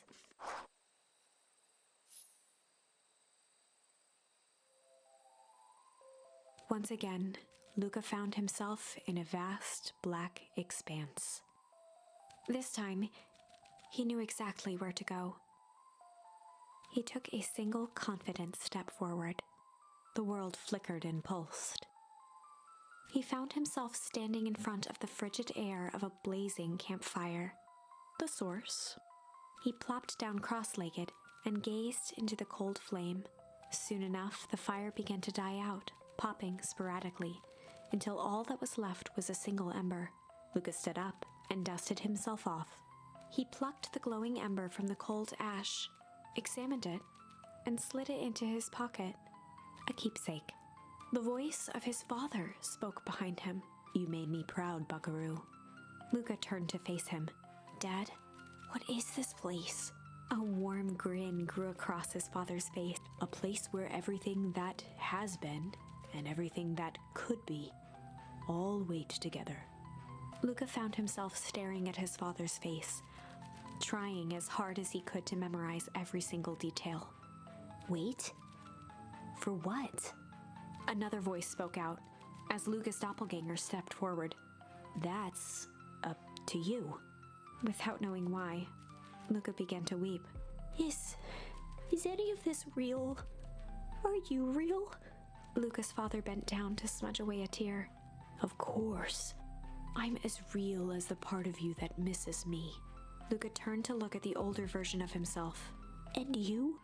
The doppelganger choked back tears. "I'm as real as the part of you that's angry he's gone." No. Does that make sense? Through his tears, Luca laughed. "I think so." His father pulled him in for an embrace. "Time to go, Buckaroo." No. Luca was That's cute. startled from his dream by a banging on the floor. Are you in A there? commanding voice rumbled from below. Just as Luca sprang to lock the entry hatch, the door knocked open. Oh. Chapter 5. Dangers big and small. Luca stumbled back. He heard the rope ladder creak under significant weight. Keeping his eyes fixed on the hatch, he inched backward to the balcony. As his hand grasped the door handle, Luca froze. A large figure clumsily wriggled up through the hole. Oh, he's bigger. So he was exposed and he got older. Just stop, or I'll... Sheesh, I know it's dark and all, but I figured you'd recognize me. Who are you? The large figure cocked its head inquisitively. Stop now or I'll clobber you with a baseball bat. Whoa, take it easy. Luca, you need to get your eyes checked. It's me, Rollo. Nice try, but I know you aren't Rollo. You're like one of his random uncles or something. Where is he? Ha, uncle. Luca, quit messing around. It's me. If it really is you, prove it. Flaming chicken coop, Luca. Luca's jaw dropped. He peered more closely at the man standing in front of him. Something about him was undeniably Rollo. Only bigger, older, changed. How? What happened to you? When I was running away, I ran into more people in those yellow suits. They grabbed me and dragged me away. What? Where did they take you? Dunno, they threw a bag over my head. It was cold and smelled like a swimming pool. I think it was an underground lab or something. It made my hands all big. Look. Rollo proudly presented his hands to Luca. Pretty sweet, right? I mean, it wouldn't be my first pick for a superpower. But beggars can't be choosers. Rollo, it wasn't just your hands. My feet too? Dang, Pa just made me new shoes. Wait, Luca, why are you so small? Luca moved to the side and pointed Rollo to his reflection in the balcony window. What the? His hands shot up to his face. Holy Toledo! Rollo, what did they do to you? It made me drink some sort of green crud. Ew. Actually, it wasn't too bad. It kind of tasted like licorice. I passed out and woke up like this. And then I've sort of smashed open my cage and escaped. Whoa, you smashed open a cage? Kinda. At least I think I did. It's all a bit of a blur. They had you in a cage. Who are these people? I don't know who did this to you, but we're gonna fix it. Fix it? This is awesome! Well, I'm just glad you're safe now. Luca, you don't need to worry about me. Sure, I got snatched, but look at it this way. I got snatched. I know where snatched people go. We may finally have a lead on what happened to your family. Maybe you're right, but this all seems dangerous. Danger. Rollo shadowboxed a few jabs. I'll take them all on. Hey fellas, what's up? Oh, and her hair, that's how she gets that's how she gets the hat that we have seen in her other art, and why she has a blue tuft of hair that she didn't originally have, because this is the timeline where Rollo got captured, went missing, and Iggy was not the one who got hit with the goo. Instead it was Beck, and it made like a little part of her hair white. Very interesting. Ah, take cover! Did I come at a bad time? Who the heck are you? This is Beck. Sorry, something truly bizarre just happened and I need help. I didn't know where else to go. So, you're just hanging out here with your large adult friend? No, this is my buddy Rollo. This is your missing friend? One and the same. Seems a little old.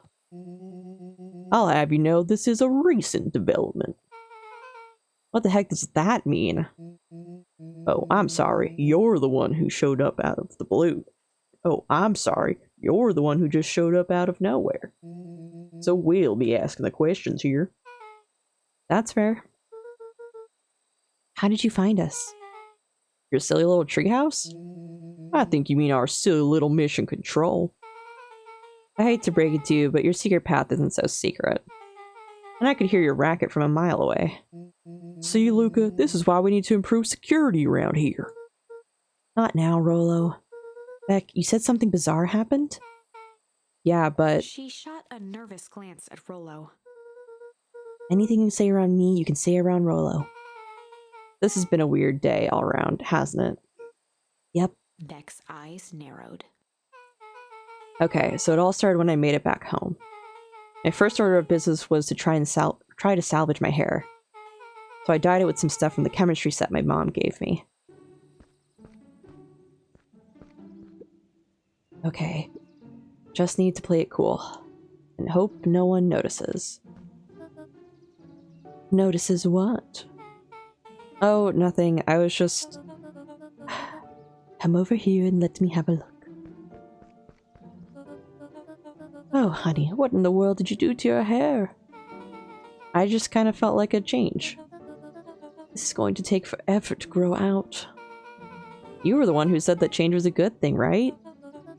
I was talking about your mother's new job. I was talking about us moving. Well, I guess I just took your lesson to heart. Ilona tried to put on a smile.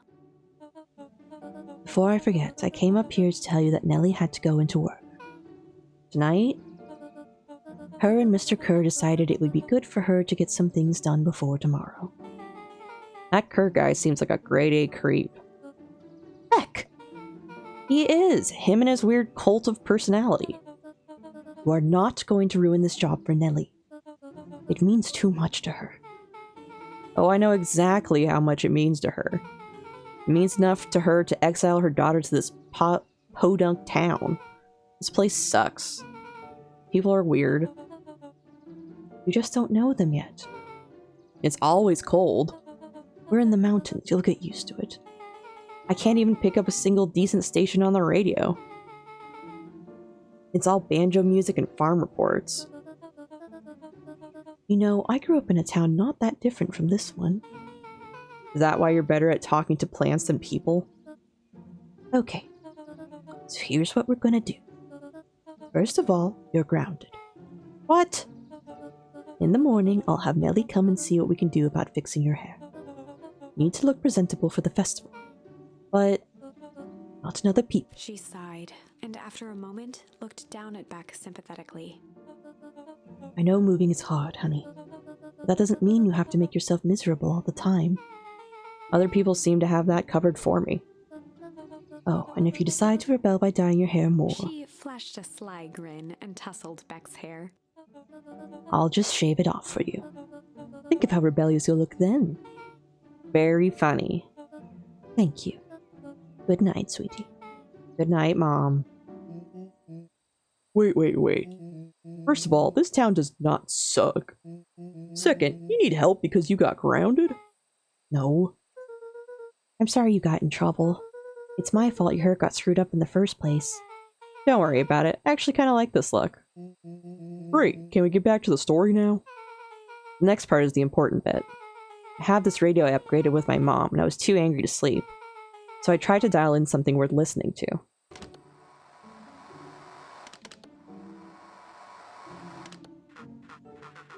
Mr. Kerr, are you there? Mr. Kerr? Yes, I'm busy. What is it? Apologies, I have the founder on the line. Patch him through immediately. One moment. Hello, sir. It's so nice to hear from you. Skip the pleasantries. What's your report on our new lead researcher of deep engineering? Nellie Modewell seems to be integrating nicely. At this very moment, she's working to help us meet our deadline.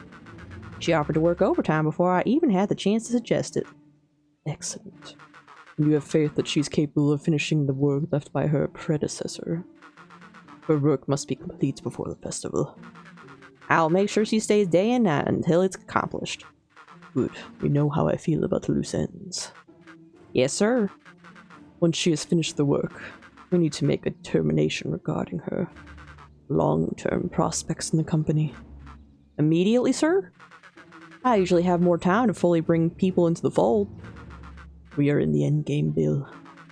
After your failures with Dr. Prescott, I can't afford to take any risk. Of course, sir. No loose ends, sir.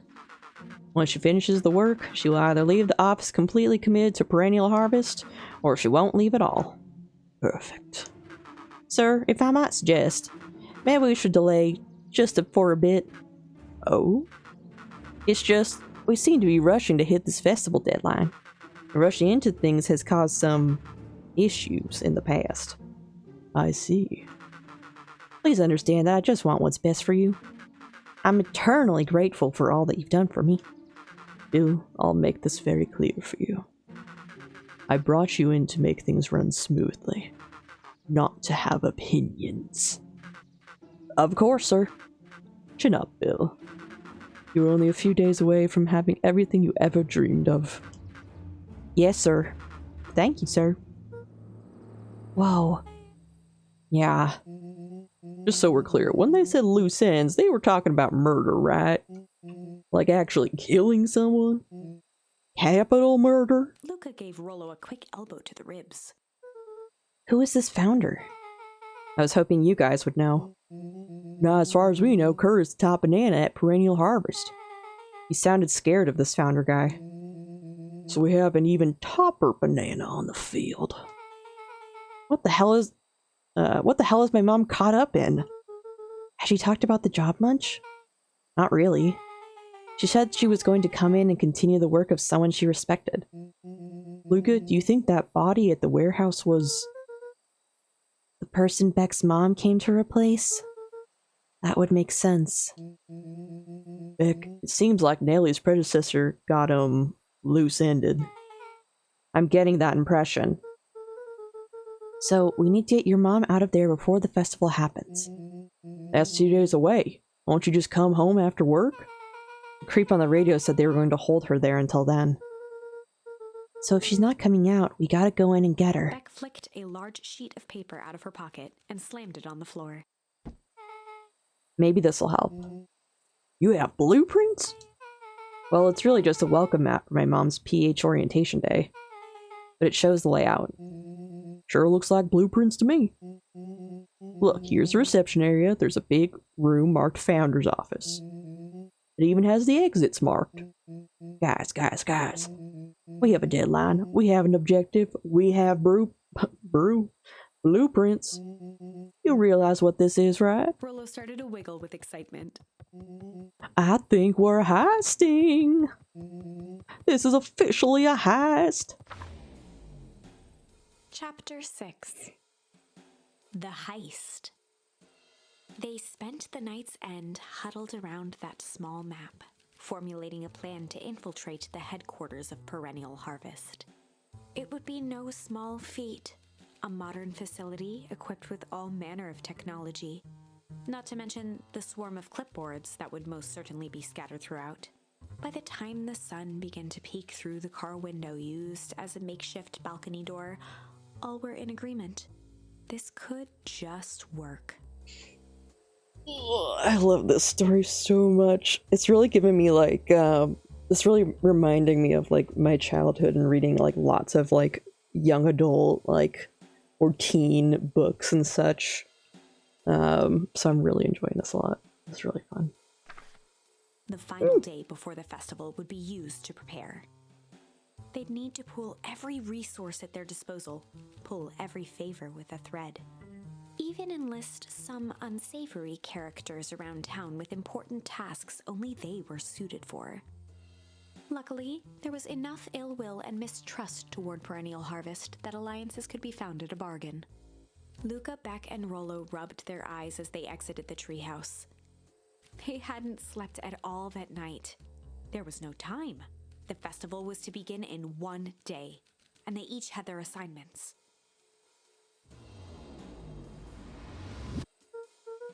Alright, quick recap.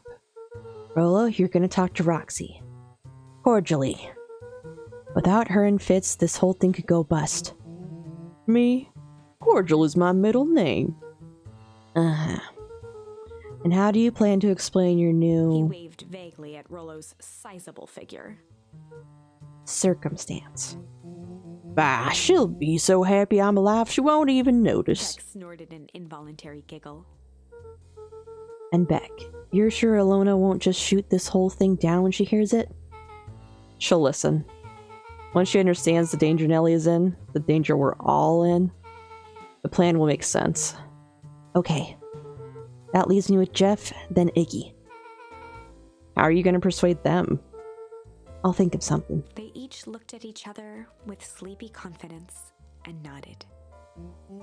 Well, Godspeed. To Jeff we go first? Oh, it's going to have them all. Okay.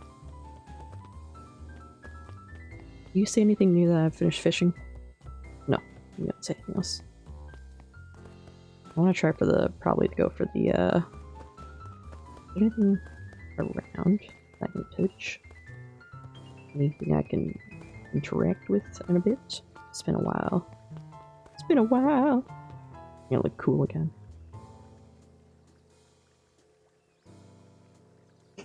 Hey, cool cat.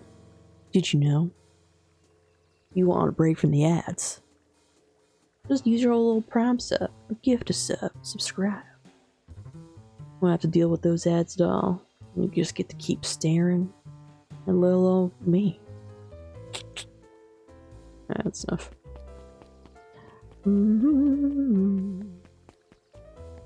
Yeah, let's say. What does Crocodile Lady say? Undaunted, he shook his head. Over? No.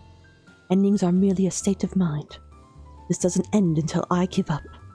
Wow. I admire the conviction, but can he really pull through? No clue. Done. Ah. You ever wondered why an agricultural company employs an army of survey takers? The clipboards? They say they're Ear. There's a misspelling. It's okay. It's the first misspelling I think I've actually seen in the game. Like, I had to stop and be like, did I mess up? No. They say they're just trying to make us happy. Do they want to make us happy? Or just figure out what makes us happy? An important distinction. I can't go to diner. Don't know where people are. Griffin's there.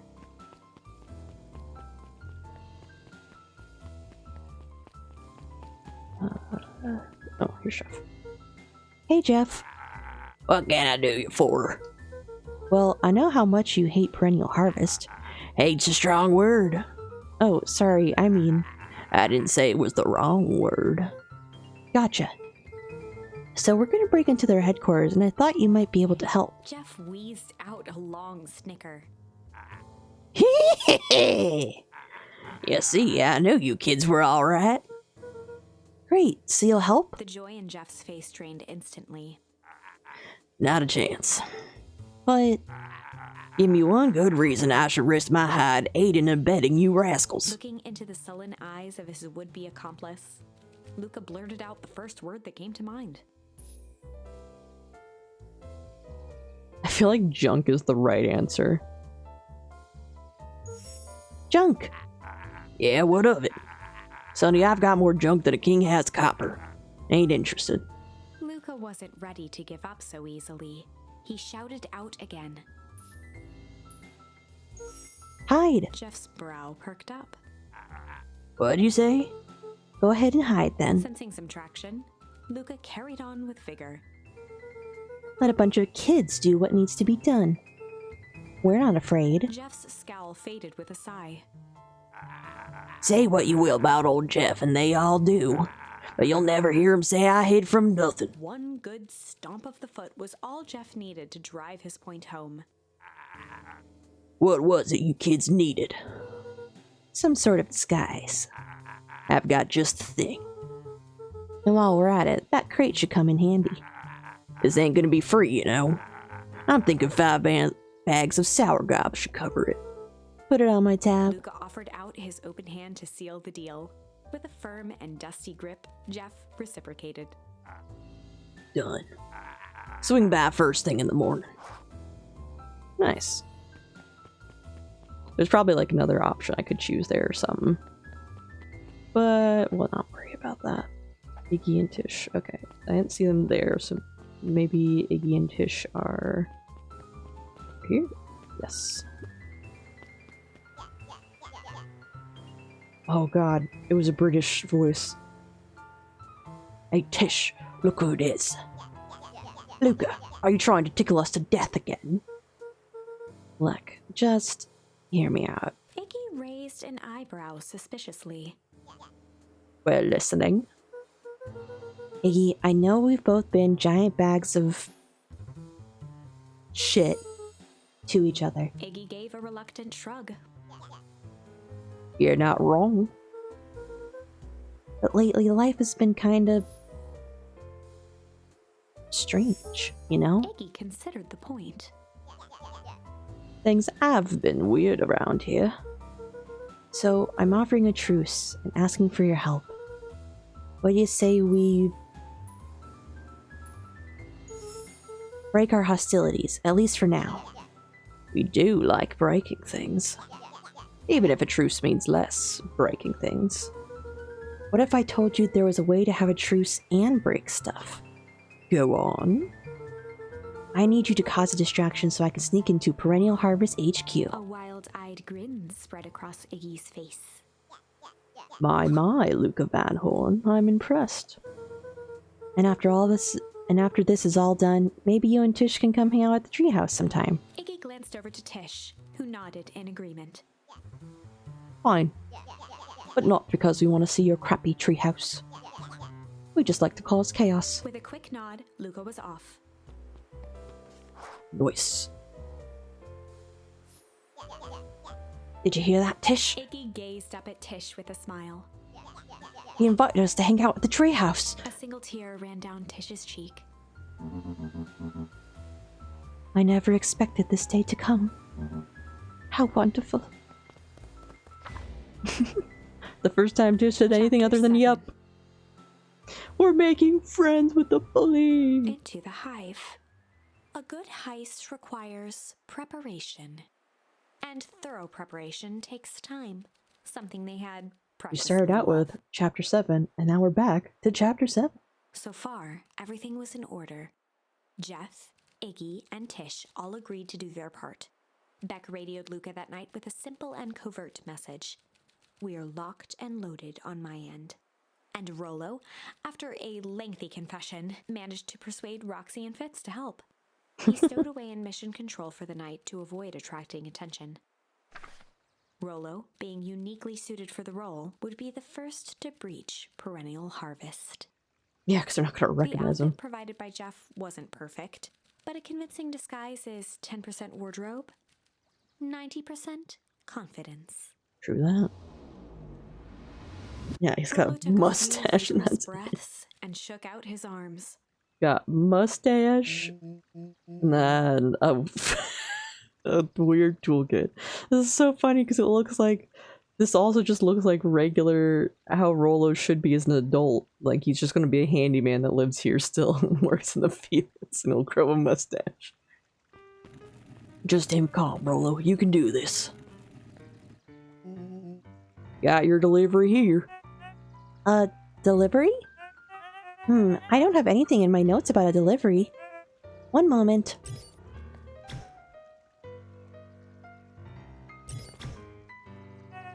I'm so sorry, but there's no delivery scheduled for this morning.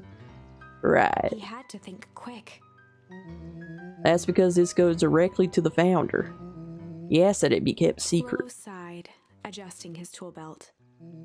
You know how the founder can be. I suppose we can leave this one off the records.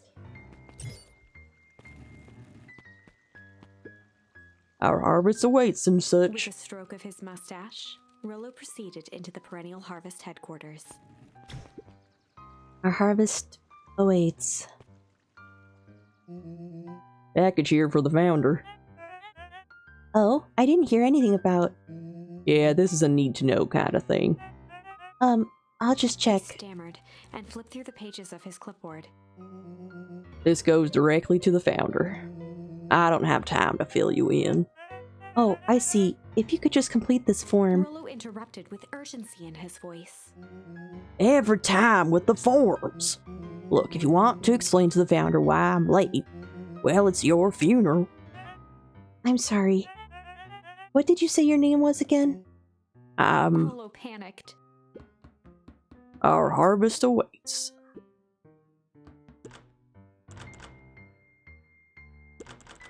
Our harvest awaits. Ready to light this candle, Tish? Yup.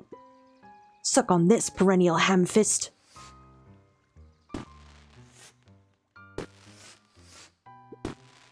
What was that? The distraction was enough for Rollo to regain his confidence. Just open the damn door. I've got a job to do. Ford fumbled around in a frenzy. I should check on that noise. Oh, come on. Just buzz me in already. Okay. Ha ha ha ha ha. Phew. That was close. Our harvest awaits? Hey, I figure. When in doubt, stick with the classics. Well, that was a close one. But you pulled it off. Nice work, Rollo. Alright, everyone knows what to do? Yep, deep engineering is to the north. I'll go with Beck, in case she needs some muscle. I like that the mustache changed a little too. I'll head east to the founder's office. You two be safe. Okay, the founder's office. That's odd. There's not even any cups for the water.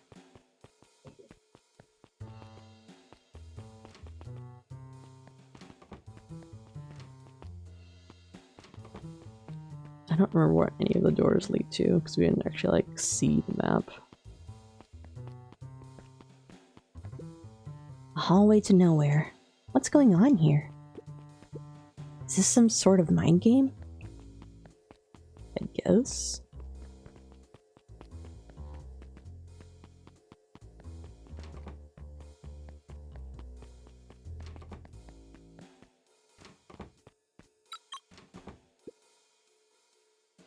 Solomon? Solomon stopped in his tracks.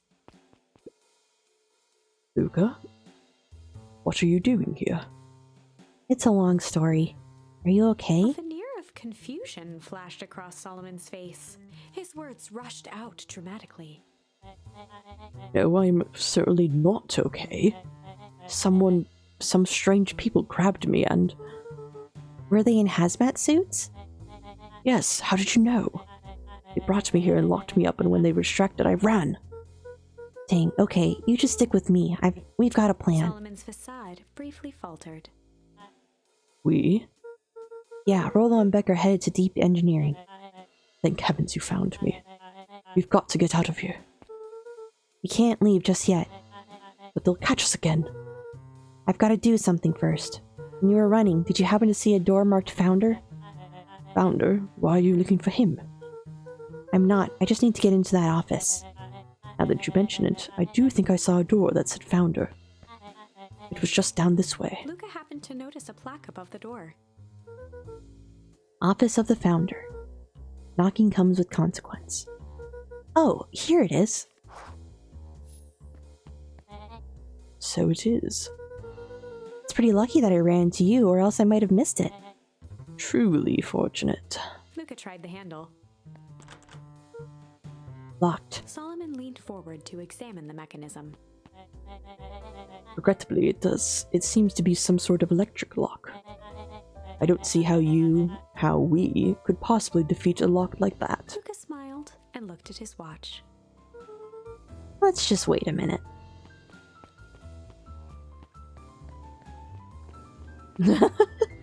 Just gonna smack the electricity.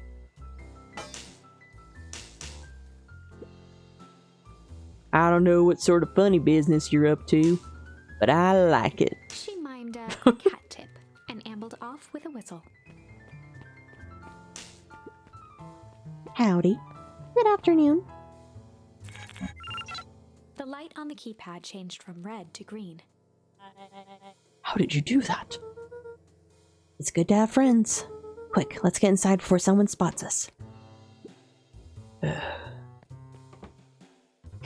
Solomon Luca knows the switched truth. on his walkie-talkie.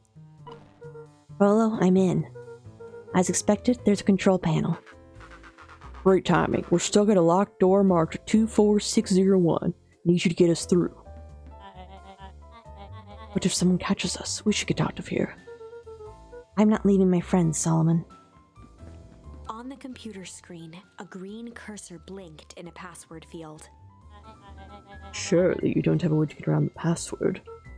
Luca pecked out his best guess. Underground secrets. The screen blinked to life. Columns of green numbers glowed on a black background. How did you guess? How did you just guess that? Oh, it's this absurd password Rolo heard when he was down here before. It's funny how someone arrogant enough to call themselves the founder uses such a basic password. Or were they thinking several moves ahead, not expecting anyone to guess something so simple? These villain types always end up outsmarting themselves. Solomon's jaw clenched into a half smile. Your powers of deduction are as impressive as your luck. Luca quickly scanned the columns for number 24601. 24601. Oh, that's... It is for John Valjean. 24601. I think is the number. One moment. I'll let this ad play out and double check on...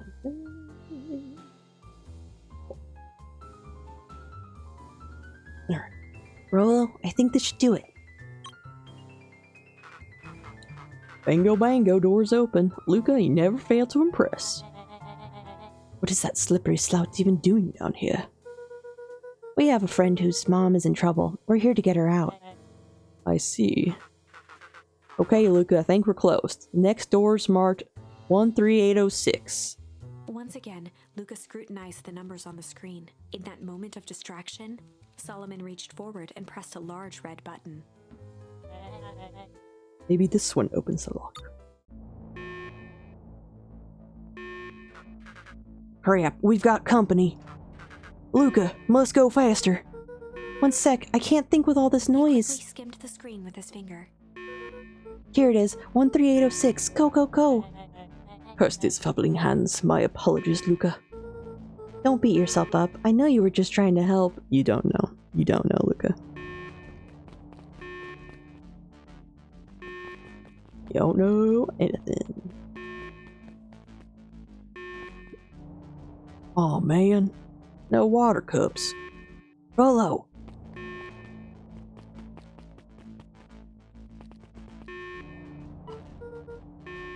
Rolo, are you okay? Rolo, come in. Mr. Kerr approached with a sneer and spoke into his walkie-talkie. You can turn off the alarms. They're trapped. With self-satisfaction, he called into the hallway. That, my dears, is a dead end. Nowhere to run. Rolo, where are you? Are you okay? Yeah, I think we lost him. Making our way back to Nellie's office. Okay, you two rabble-rousers are coming with us. Nope. Make a break for it. Nice kick.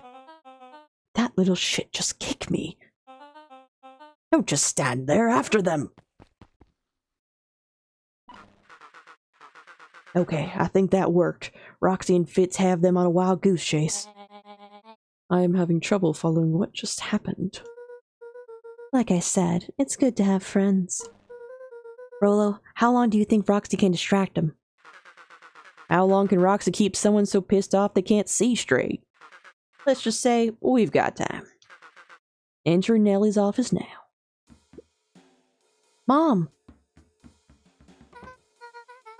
Oh, honey, what did you do to your hair? I thought you'd be happy. I finally used the Young Chemist Lab Kit. You sure have a knack for making me incredibly proud in the most frustrating ways. I need to get you out of here. We? Who is your adult friend? Oh, I'm not an adult. Ever heard of a growth spurt? I had more of a growth spew. No, that's not possible. Nellie leaned over to examine his teeth. Substantial banding on the enamel of the molars, consistent with Tempest liquamine exposure. Is that what you call the gunk they forced me to drink? You drank it? Oh no. They told me it was only being tested on plants. Oh, Beck, sweetie, I promise I didn't know. Mom, what the hell is going on at this place? I was brought here to work on the discovery of a lifetime. A novel chemical compound was discovered under Beacon Pines in a wellspring they called the Source. They named it Tempest liquamine. It pulled energy from its surroundings in order to fundamentally alter matter's relationship to time. It was the secret to Valentine's fertilizer. They harvested the source, infusing small amounts of Tempest liquamine into the product. It works wonders, drastically accelerating plant growth. Crops would be ready to harvest in a fraction of the time. But it led to complications. A foul harvest. Perennial Harvest came in to clean up the mess, to succeed where Valentine failed. But Tempest liquamine is rebellious. Rebellious? You can think of it as a manifestation of change itself. It's volatile by its very nature. So the more you try to force it to do a specific thing, the more it resists, yes. I can relate to that. My role was to finish the work of my predecessor, Dr. Prescott, harnessing Tempest liquamine to reliably manipulate an organism's age. Just imagine how many people we could feed. Mr. Kerr was very insistent that we achieve a successful result before today's festival. But you didn't, right? Nellie sighed. You know how much I love a good puzzle. I poured myself into the problem. It wasn't long until I discovered oddities in Dr. Prescott's notes. Oddities? They contained obvious errors, mistakes that someone of his reputation would never make. So I fixed them and now I get to replace my entire wardrobe. I really am truly sorry. Those clothes were all hand-me-downs anyway. It sounds like Dr. Prescott figured it out, got cold feet, and intentionally sabotaged his own work. I had considered that possibility. I've sent a letter asking him to clarify his thinking. Mom, Dr. Prescott is dead. Kerr had killed him. What? I overheard them talking about it on the radio. That's why we gotta get you out of here. Like now. Wait, the vial! I finally solved the chemical equation, allowing direct control of aging. Mr. Kerr picked it up just before you came. All the more reason we gotta hightail it. Luca, we've got Dr. Modewheel heading your way now. Roger that. Be careful. Alright, everything's on track. And what is your plan for escape? We'll go over everything when they get here. In the meantime, maybe we can dig up some more info. Malice 80 proof whiskey. Hard drink for a hard man. Wow, even his alcohol is arrogant. Solomon muttered inaudibly. I should just smother you right now. What's that? I said I shouldn't bother you right now. Don't be silly. You're no bother at all. Let's see what else this bad boy has on it. Security system. Time card logs. Payroll. You know, for being so evil, this guy sure is boring. Solomon once again muttered under his breath. Just you wait. Huh? Oh, nothing. Luca tugged on each of the cabinets. Dang, this must be the good stuff. They're all locked. Perhaps he's not as careless as you suspected. But what if he is careless? Oh, we can find some keys somewhere.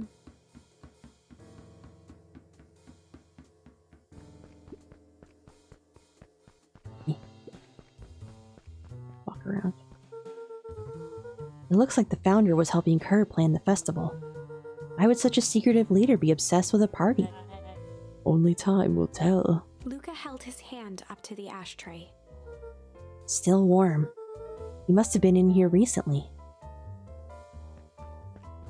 Where else do I go? Oh, I have to talk to Solomon. I'm really sorry you got dragged into this mess, Solomon. You needn't worry about me. Well, I feel bad either way. We're gonna get you out of this, I With a promise. subtle, quivering lip, a smile crawled across Solomon's face. They heard the trampling of frantic footsteps from the hallway. Lock it, lock it, lock it! Locked. That was close. When we left Nelly's office, it was swarming with clipboards. You barely got away. Did they follow you? Rolo. Before we start tossing blame around, is it possible someone ordered a pizza? We'd love to hear your thoughts. Definitely not pizza. What now? Don't look at me, I'm officially retiring from the heisting business. We're so sorry for the inconvenience. We just have a few quick questions. Just let me think. Did someone watch the door? Of course. I'm gonna open it. Everyone else, huddle up. Oops! I think this little caper has gone on long enough. Solomon, no! Hush now, child, the adults are speaking. Dr. Modewell, a brief reintroduction is in order. We've never met in person, but we have corresponded. You see, it was I who hired you. Solomon, the pathetic orphan child. The powerful, enigmatic, I can't say it, enigmatic, founder. Sharper, the fallen progenitor who created this town. Perennial harvest, Valentine fertilizer. All connected by a single thread. Yours truly. But that's... Her eyes searched the floor in thought. Solomon watched eagerly, waiting for the flicker of epiphany. With a sickened look, she peered into his soul. Ha! Yes, now you've got it. Tempest Liquimine, you discovered how to reverse the process. Solomon clapped with genuine delight. Very good, Dr. Modewell. Very good. Though the discovery wasn't intentional. Solomon glanced down, examining his youthful form. And the effects went a little too far for my tastes. That's why you needed me to finish Dr. Prescott's work. Which you did admirably. Mr. Kerr, the vial, please. Kerr presented it with a theatrical twirl of the hand. May I present to you the eighth wonder of Before the... he could finish, Rollo snatched the vial from Kerr's palm. Wow, this stuff sounds pretty valuable. Be careful, you fool! You have no idea what you have in your hand. Actually, we do. You just did a whole evil villain monologue thingy about it. Rollo casually tossed the vial to Luca. Ah, is this how we get the older version? This is how we get older, Luca! This all connects! It all makes sense! I was wondering when this happened. Cool. Gosh, maybe I'll have a Luca taste. tickled the vial mockingly. Seize him! Luca, over here. Move another inch and I smash it. She held it tightly behind her back. Solomon sighed, speaking in crisp, measured syllables. You have no plan. I'll smash it, I swear. Fine, risk killing us all. Or, if you're lucky, nothing happens. Then what? We capture you and grant to you much less leniency. He pursed his lips with feigned sincerity. But I give you my word, if you hand it over now, none of you would be harmed. A deep uncertainty washed over Beck. You're a smart girl, Beck.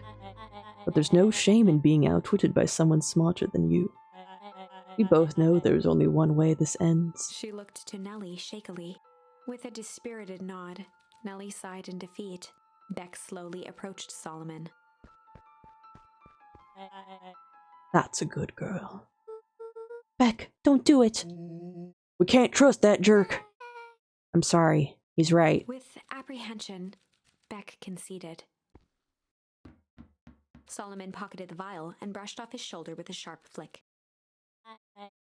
Mr. Kerr, you have allowed yourself to be humiliated by a group of children. Report to my office tomorrow for a performance review. The blood drained from Kerr's face. Of course, sir. But first, you have speech to make. Trot up there and give me the introduction I deserve. And don't forget to smile. Yes, sir. And to think all of this is thanks to the efforts of Mr. Van Horn. I don't understand. How is this all because of me? Ha! I said Mr. Van Horn, silly child. Dr. Walt Van Horn. Your father was always a thorn in my side. I offered him an opportunity to be a part of something great, but the fool was blinded by righteousness. He even broke into my laboratory in an attempt to sabotage my work. Solomon shook his head with gratification. But the universe has a funny way of correcting course. By meddling with a force he didn't understand, Walt showed me its true potential. As fate would have it, Luca, your father's dying act was to grant me eternal life. A muffled applause resonated faintly through the walls. Well, that's my cue. After the festivities and subsequent ascension, I will return to deal with you all. Until then, I suggest you use this time to reflect on the magnitude of your failure. You three keep post outside the door.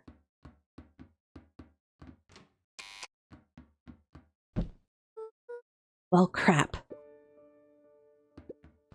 Start with Rolla, I guess. I can't believe Beck sold us out like that.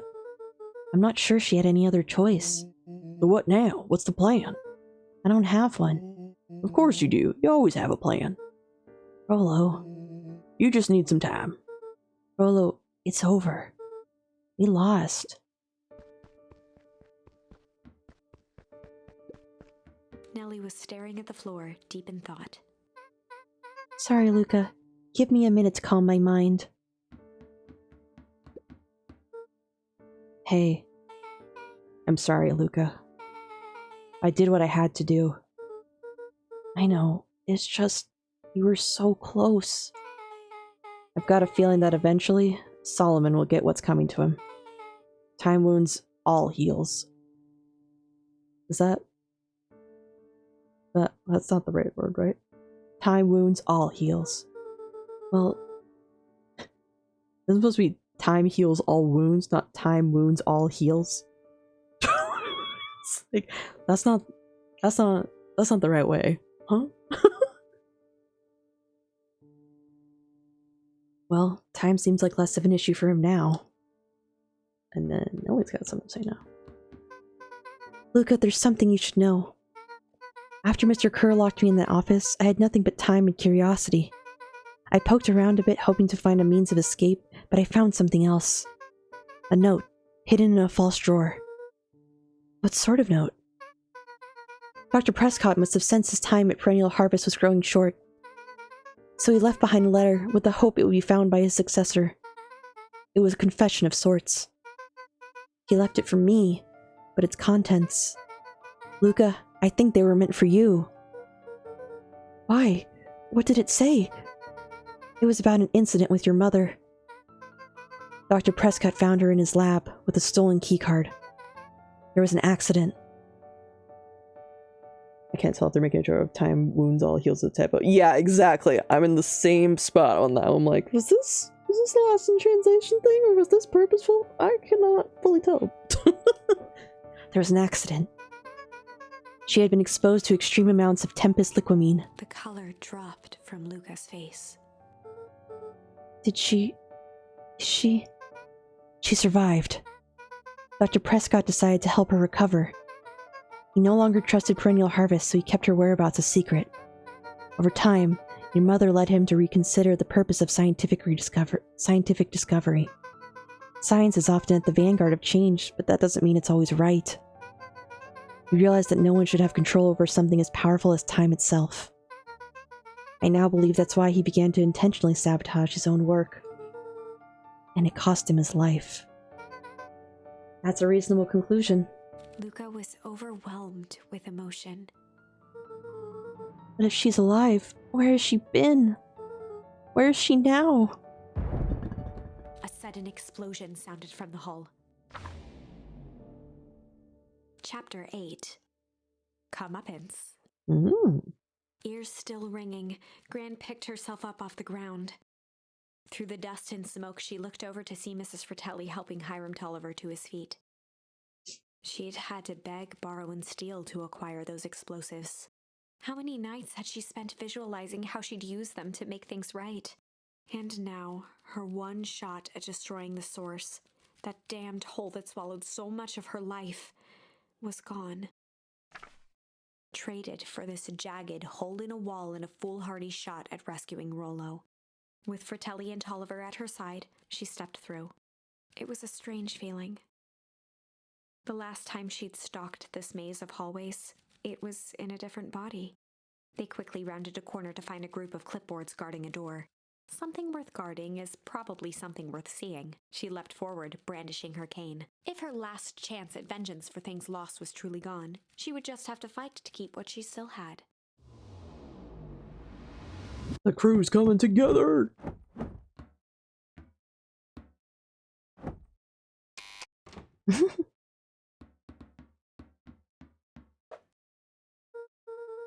Gran, what are you doing here?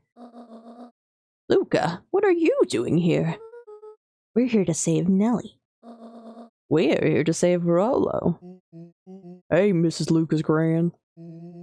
That's awful nice of you, but I'm fine. Oh no, what did they? Gran, there's no time to explain. We have to go now.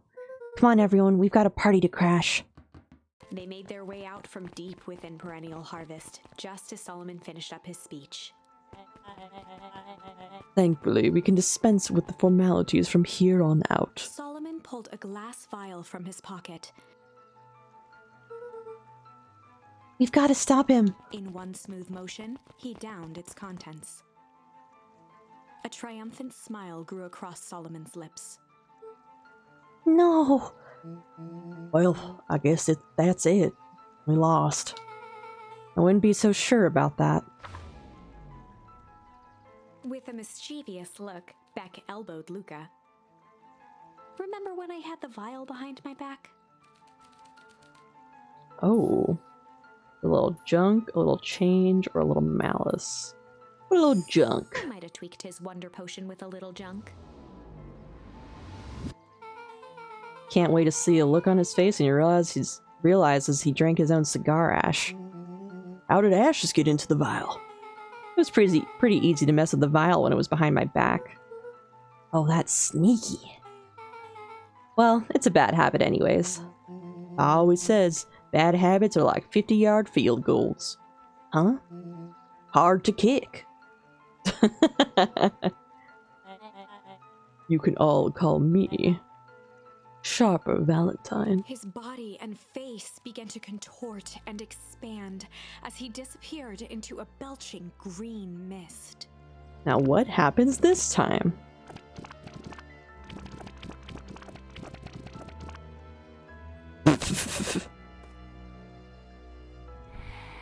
Turn to ash. Wow.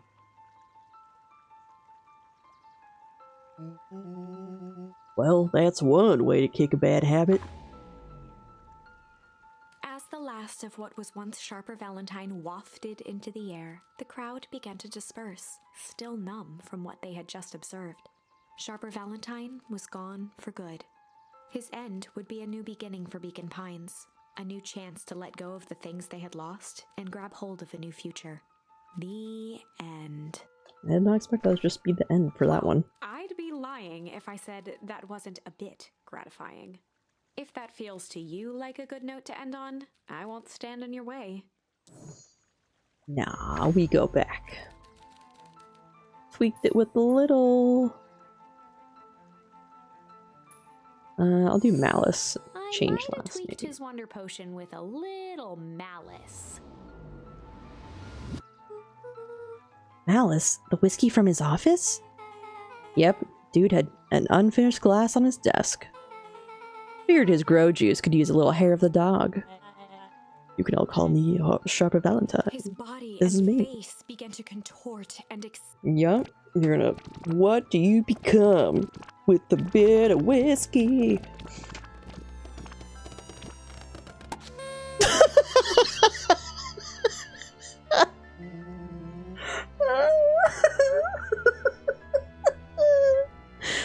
Oh, I knew what was gonna happen with the confetti and the sound were so good. Oh man.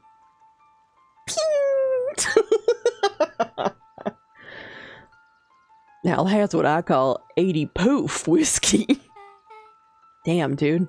That was a Pop Goes the Weasel hat with a bang. That's an achievement.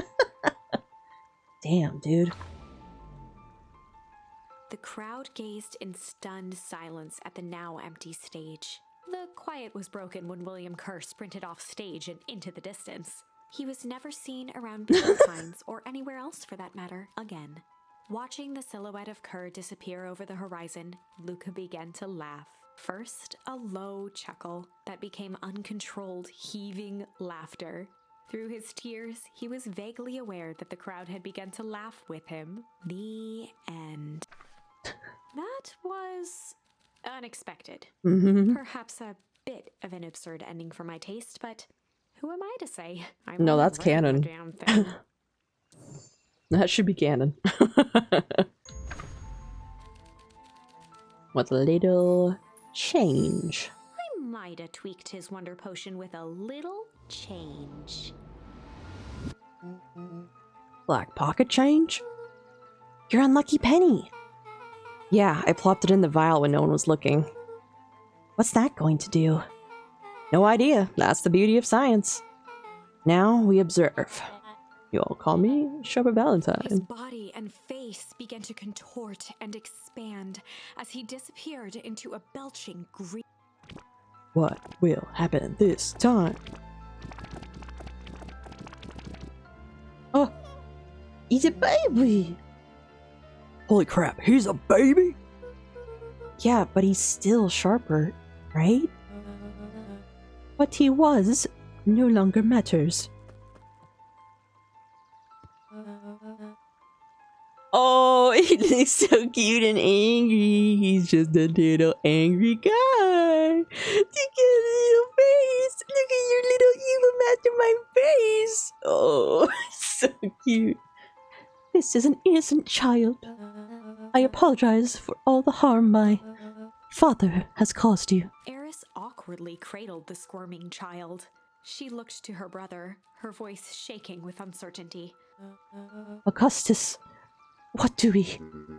We do what Valentines always do. What must be done. I'll hurry home and prepare a crib for father, or young Sharper.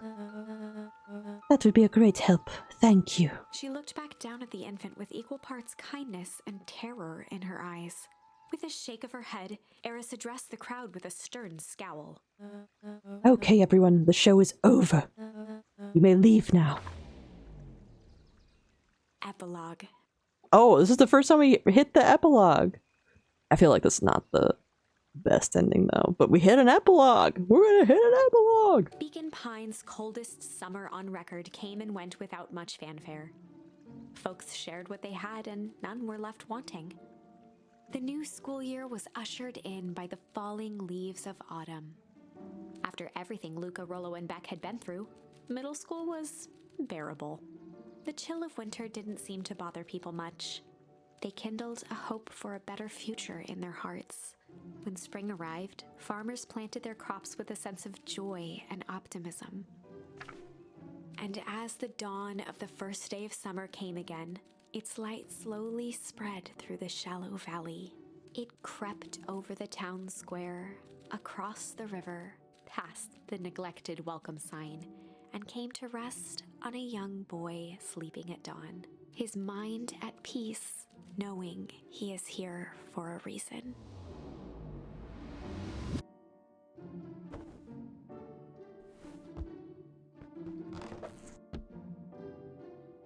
Alright, here I am.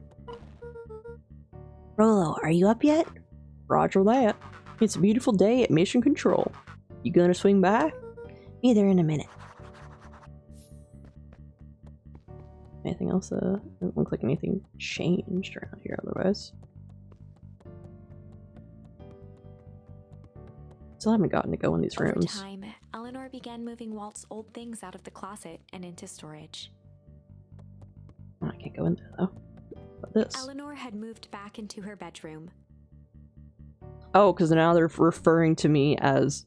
They're referring to Gran as mother properly now. And So that's now that Eleanor. she wasn't sneaking out late, she even slept there most nights. Yay. We have our mom back. Mom is mom again.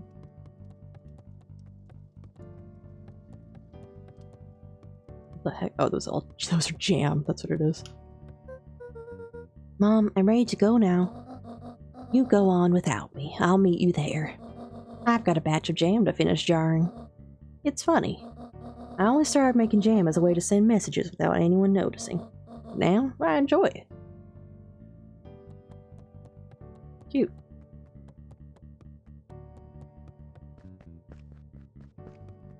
Cute, cute. I don't see anything different out here. Nothing else around here.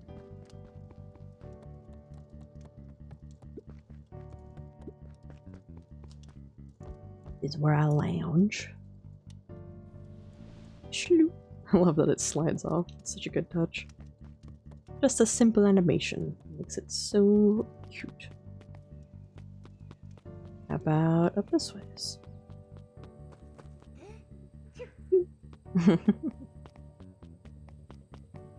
Oh, they moved the headstone. Because that's not where the dad's actually at. That makes sense.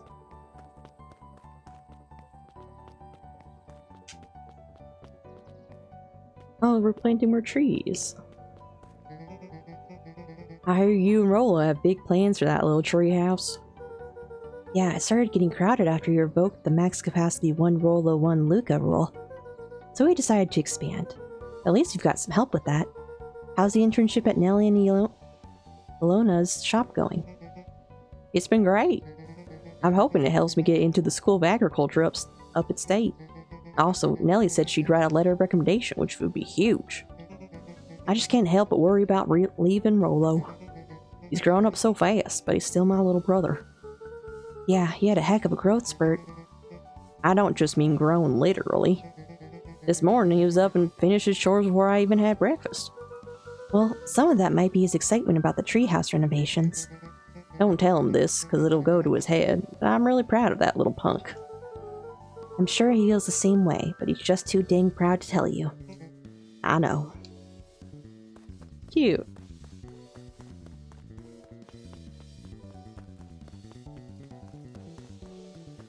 Very cute. Hey Gus, how's the tree planting going?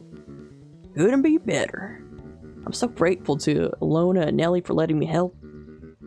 I just wasn't built to be a mayor. Too much bureaucracy.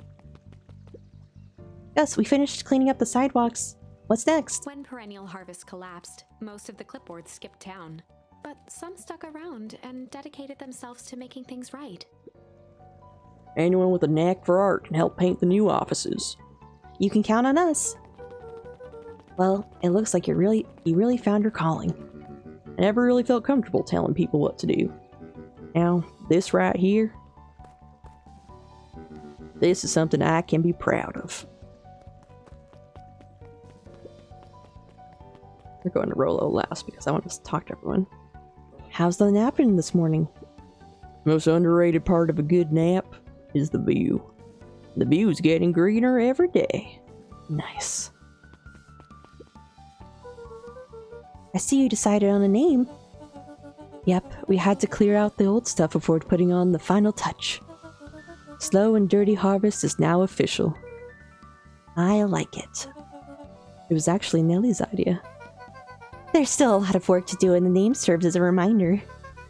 Just because progress is important doesn't mean change should happen fast. In fact, I've learned that the more you care about something, the more important it is to take things slow. Our motto is, go slow and fix things. Amen to that. Cute. I better not dilly-dally. Gotta go to the treehouse. Boo! I want to talk to more people.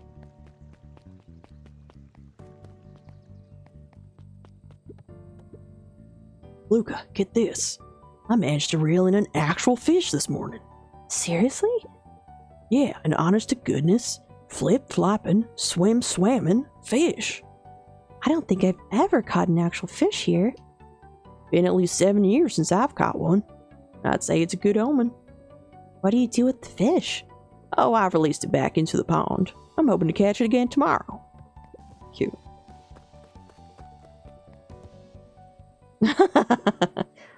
A little higher. Yup. Little lower. Yup. Little higher. Yep. I'm telling you, the angle isn't the issue. We need more power to the radio. Luca, there you are. Would you tell him it's not the angle? Hey, I'm not in charge of antenna redesign. Fine, Iggy. Just don't do anything drastic till we get back. Who? Me? Dish, you're in charge while I'm gone. Yup. It'll be fine, right? It'll be fine. If we really want Mission Control to turn into something bigger and better, we have to loosen our grip a bit. You're right. Lead the way. To Beck. Iggy being up in the house, in the treehouse like that is a great turnout. I will get to talk to more people. Young Mr. Van Horn. How's little Solomon, or Sharper, doing? Young Sharper seems to enjoy nature more than I. So we do a lot of strolling these days. Has he, attempted to crawl out of his crib and plot world domination? Yeah. Thankfully, no. I spoke at length with Dr. Modwell, and she feels that Sharper's infant mind was not developed enough to retain his previous memories. For all intents and purposes, the child is unmolded clay. Let's hope he's a little nicer the second time around. That is the objective, yes. But really, all I can do is try and hope. 2 activities I am endeavoring to find less distasteful. Well, I think you're doing a great job. And the whole town is ready to help out however we can. I can't wait to teach him how to throw a baseball. Eris did her best to ignore the tears welling in her eyes. That would be acceptable.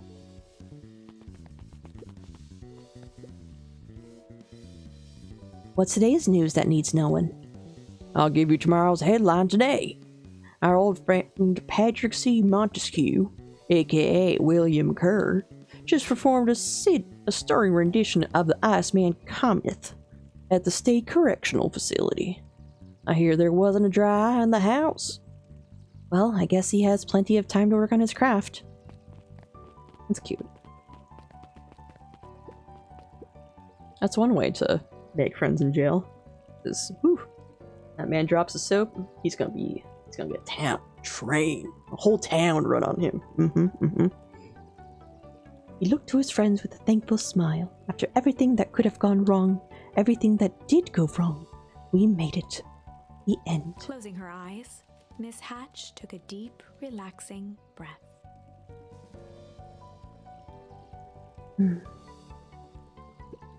Oh, hello, Luca. How are you? Really good, actually. That's wonderful. Did I miss anything? I think you're pretty much up to speed. Cute. How are you? Luca, do you want a biscotti? On the house. I don't really have time. Zariel, you gotta come and see this. I finally did it. I pulled the perfect espresso. Aw, Lumi. If I didn't know better, I would think you're proud of something. Pfft, as if I... No. It's too late. You're now officially a person that cares. How does it feel to be able to feel something? It sucks, doesn't it?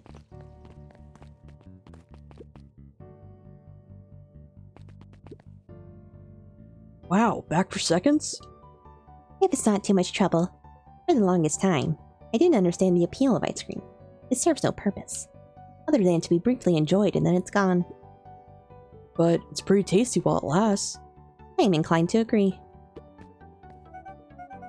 Hey Luca, can you tell Roxy I'll be free in an hour? Sure thing. My dad's making me stock the shelves for the summer. He said it builds character. And they even say it builds calluses. Builds character. Yeah, it builds something alright. Luca, can I interest you in a delicious apple? He playfully waggled an apple. No thanks, just saying hello. Well, hello then. Mind telling your mom we need a new crate of jam? Already? It's funny, I used to hide this stuff in the back, terrified that someone would find out about our secret messages. Now everyone wants to get their hands on Eleanor Van Horn's famous spy jam.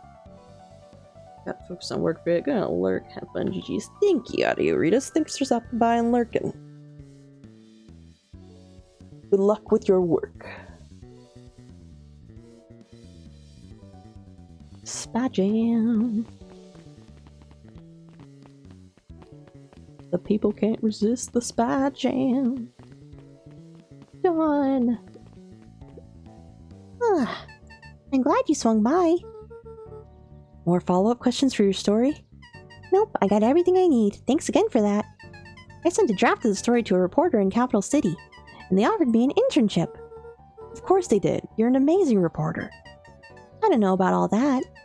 A story about a phony corporation that picked up an entire town of people and moved them to cover up a massive illegal mine shaft full of incredibly hazardous chemicals. Sort of writes itself if you think about it. Just don't forget us when you become a fancy big city reporter. Capital City isn't that far away. I'm gonna have to come back from time to time to check in and see what sort of new trouble you've gotten yourself into. Sorry to disappoint, but my adventuring days are over. Huh, we both know that's not true. What makes you say that? Call it a reporter's intuition. True then. Now I can do the... hopefully the diner stuff again. Lucas squinted at the faded photo of him and his mom at the diner. Memories of that day came flooding back. Just real quick, pop myself in here. Good afternoon, Mr. Talev. Achoo! Sorry, these allergies have been killing me. Haven't been able to smell a thing all day. Almost sold Miss Hatch a gallon of spoiled milk this morning. Got anything to help clear out these darn sinuses? Whatever it takes, I just want to be able to smell again. You want to be able to smell again. So you want pungent? With more pungent? Lots of pungent? Achoo! Not right? I need something that's a little spicier, I'm afraid. Okay, spicier. So does it want this plus incendiary? Like smells bad and heat?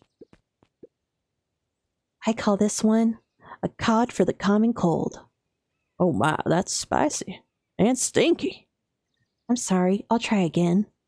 No, don't you see what this means? I can smell again. Looks like your father isn't the only doctor in the family. Enjoy your fish with chilies. Hey, Miss Hatch, what can I get for you? Oh, I'm not terribly hungry. Something snack-sized if you could. Small. Small snack size. Adorable. Adorable. I call it the novella. Lovely. Cute. This just in. Last chance diner overrun by gremlins. I'm not a gremlin, I'm Luca. Mr. Wilder adjusted his monocle jokingly. I stand corrected. In that case, would you believe I have a craving for a burger? You've come to the right place. Indeed, I have a nice juicy burger topped with onion. Can do.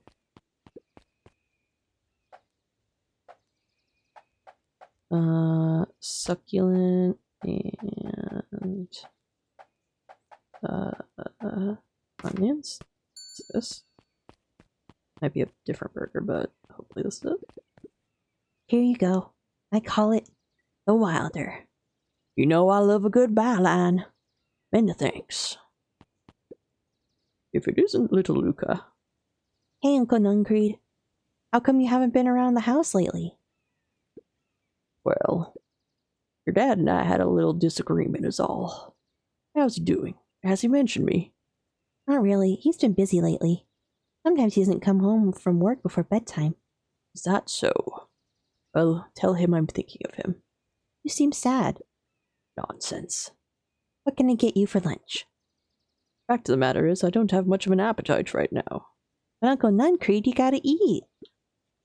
I'll make you something special. That'll cheer you up.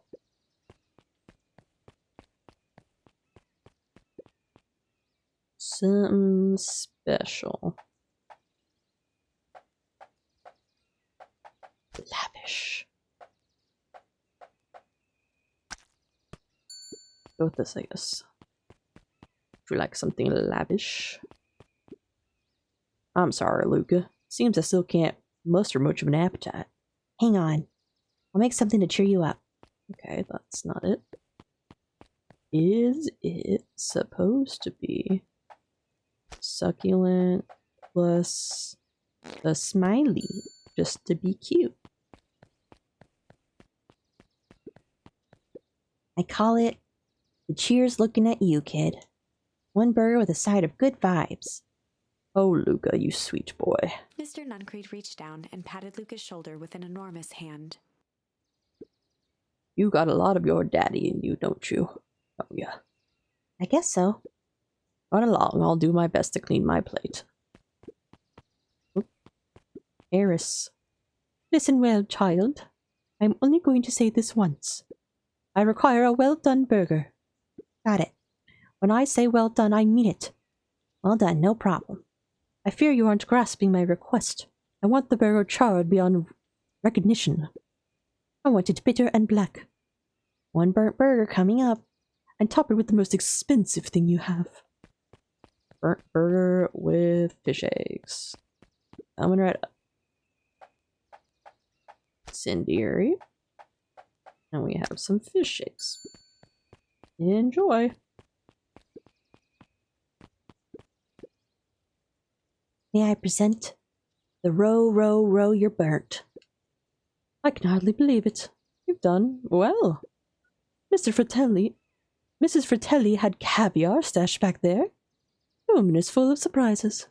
Very good. This will suffice. This will suffice. I have a coupon here for one free burger. What'll it be? They ought to have a lot of mouths to feed. Just give me the biggest burger you have. You must eat a lot, huh? You have no idea. Oh, and throw some lettuce on top. Just a little bit of greens. A little bit of greens. So that's what this is. And then that lettuce.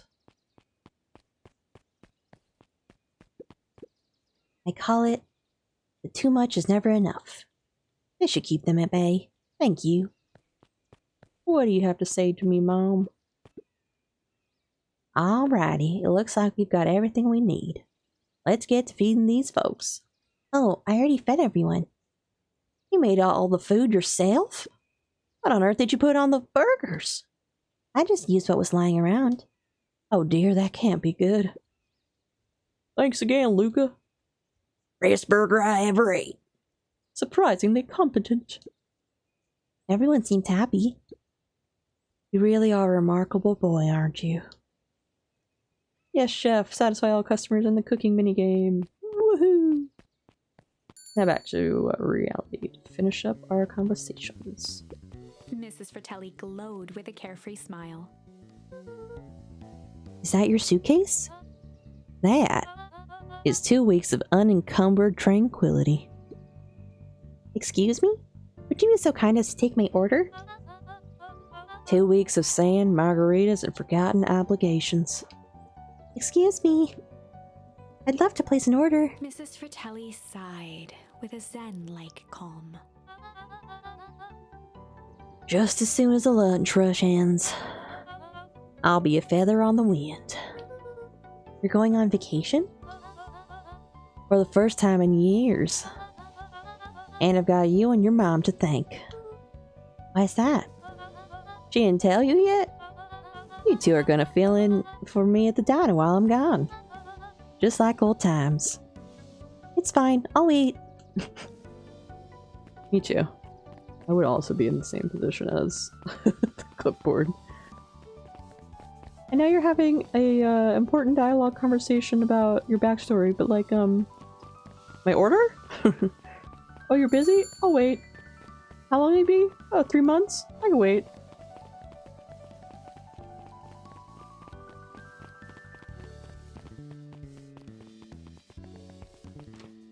Library? Over the school year, Kato and Bert had become close friends. What, did you know that when they covered up the source, they found a new species of fungus? Yep, and they are studying it in the new labs. Did you know that Beacon Pines is now the smallest town in the county? Yep, close to the population before Perennial Harvest moved in. It typically went on like this for quite some time. No. I can't believe it's over. Yeah, the town's really starting to turn a new leaf. The town? I was talking about Hank Atomic. I just finished the last issue. How was it? It's great as always. Hank finally returned to Earth. But I just feel weird now. Weird can be cool. It just means you're ready for something new. Any suggestions?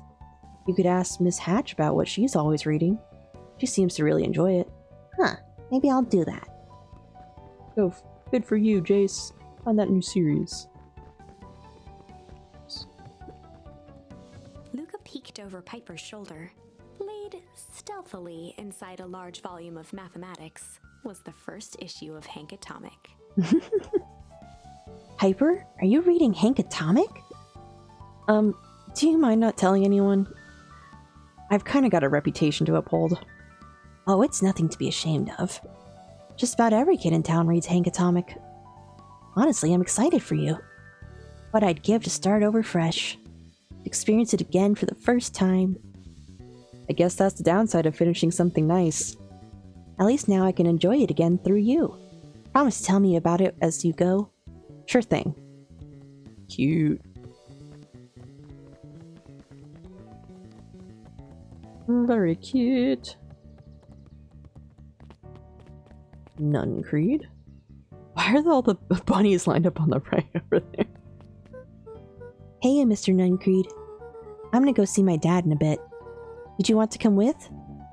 Even after everything I did, you'd still... Mr. Nuncreed shook his head. You really are your father's son, aren't you? I don't think I'm ready for that yet. Well, you're always invited. I bet he'd love to hear from you. I'll visit Walt in my own time. You run along now. What's going on over here, Jeff? With Perennial Harvest gone, the transportation tubes were left unused.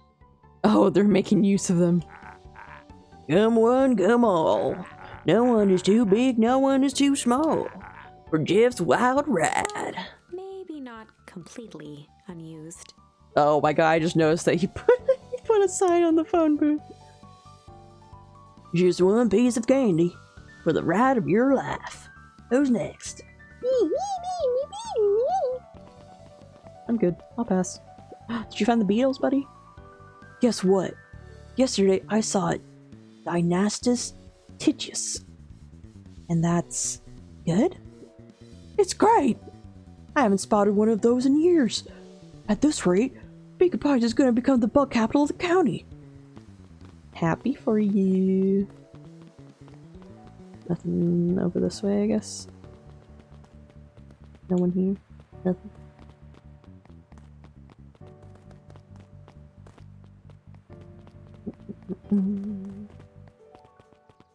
Heck. I have news I think you'll enjoy. This morning, I unpacked my last box. You're officially moved in. It's just a box. Let's not blow this out of proportion. This sounds an awful like putting down roots. I guess I decided this place is root-worthy. You're gonna be stuck with me for the foreseeable future. I do have to warn you, most years aren't going to be as interesting as this one. I think I'll manage. Ready? Before we go, there's a bit of a surprise.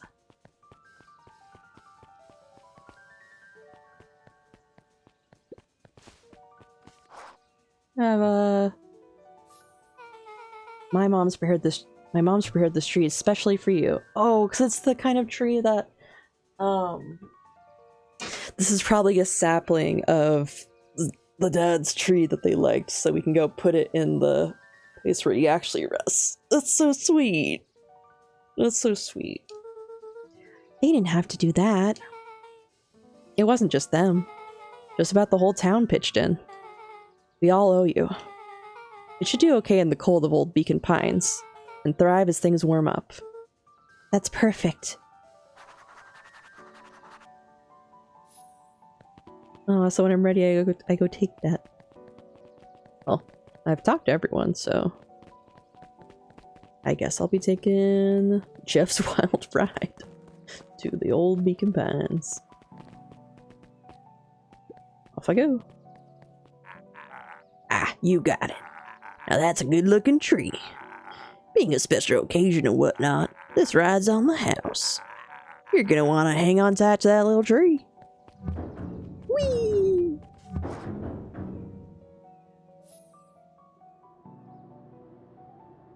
No. I think this is it. The end I've been waiting for. Honestly, I'd begun to lose hope of ever finding it. But then you came along. I don't know exactly how to thank you. It's hard to explain how much this means to me. It's funny, now that our time together is finally ending. I'm at a loss for words. Let's just watch the end together.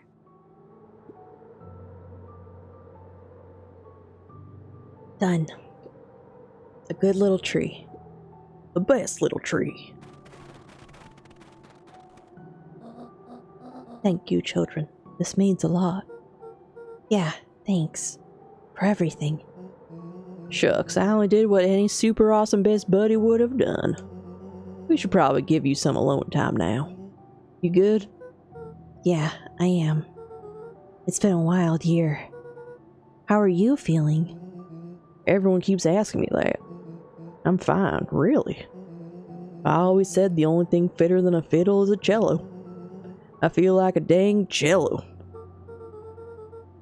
Well, if you ever stop feeling like a cello, I'm here for you. I know. Don't even have to say it. You two make an awesome pair. Excuse me? We're a trio now. Yep. Thanks. There's just one thing missing now that you're a part of our group. Missing? Let me tell you a little story about a man named Hank Atomic. Oh God. I won't be long. He'll be waiting for you back at the phone booth. I found the perfect way to start our summer. You've got some good friends. I'm so proud of you. Your father would be so proud. I know. Mom, can I ask you a question? Do you ever dream about Dad? Not a night goes by that I don't. Are you ever afraid that you're going to forget him? Forget what he looked like? Forget his voice? No, because so much of him lives on in you. He loved that old tree, but I know he would have loved this one more, because his two favorite people planted it. I'll give you two a moment.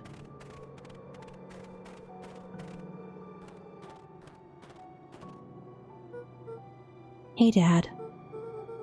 Dr. Modewell says that over the next few years this place should warm up, so you won't have to be so cold for much longer. I think I finally understand why you left that night. There were things you believed in. Big things. Those beliefs were the things that made you, you. If you wouldn't have stood up to Sharper, stood up for what you believed in, you wouldn't have been the same person anymore. You had to go. But that didn't mean you loved us any less.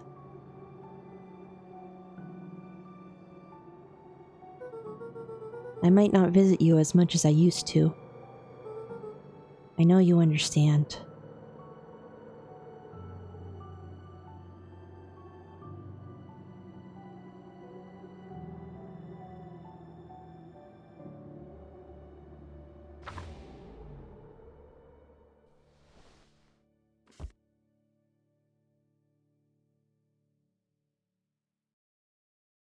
Did I do it?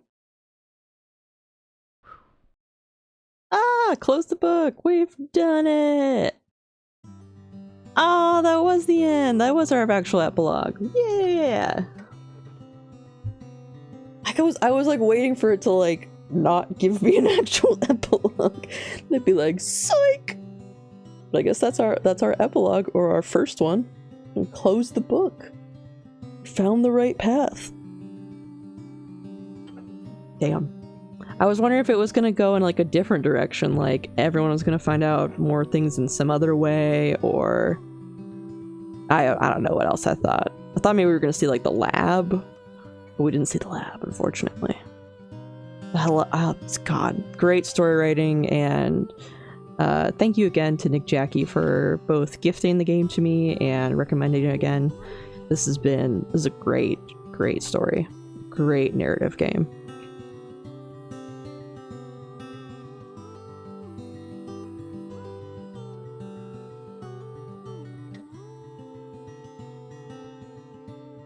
Very, very good time.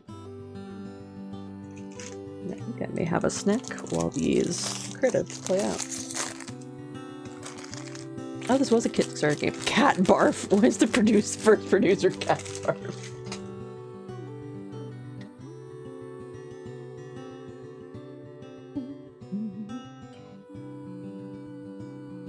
Ryan meets B. He's got the meats.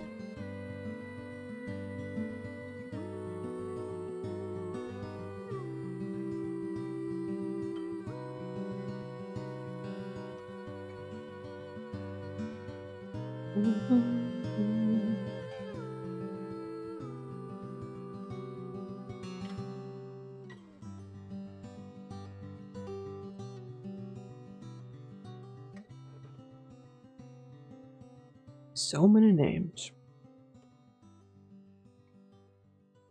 So most likely I'm gonna spend like a little more time, probably next for like 45 minutes or so. I'm probably gonna mess around and see how they get the rest of the achievements, just because I'm curious, and like of some other, to see if there's any other pathways I didn't check out. I think I just about got through everything. It was really cool. Just because I'm curious, I can check it while I'm waiting for this to go through. Oh no, I do have all the achievements. I did complete it. There's nothing more for me to do. No. It's too good. No. Well, I guess I'll start looking at some of the raid then. Well. Ooh, we might go raid Roguestat. Because I think they just went live not that long ago. An hour ago, but not that long ago. Most likely we'll raid Roguestat, but I'll let the credits play out still.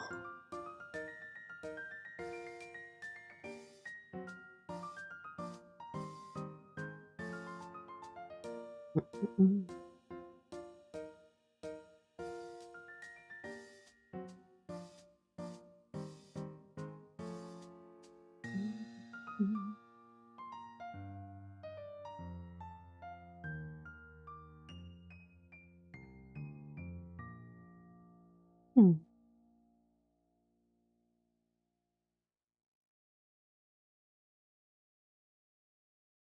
Lovely game. Well done, hide and spot games and travelers. I just wanted to look at the tree one last time. Cute. Take a look at the art that we got on the left.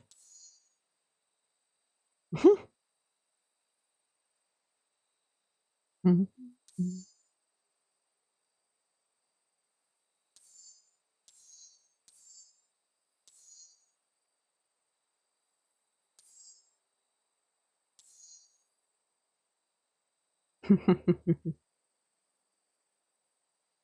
Mom doing the cool pose.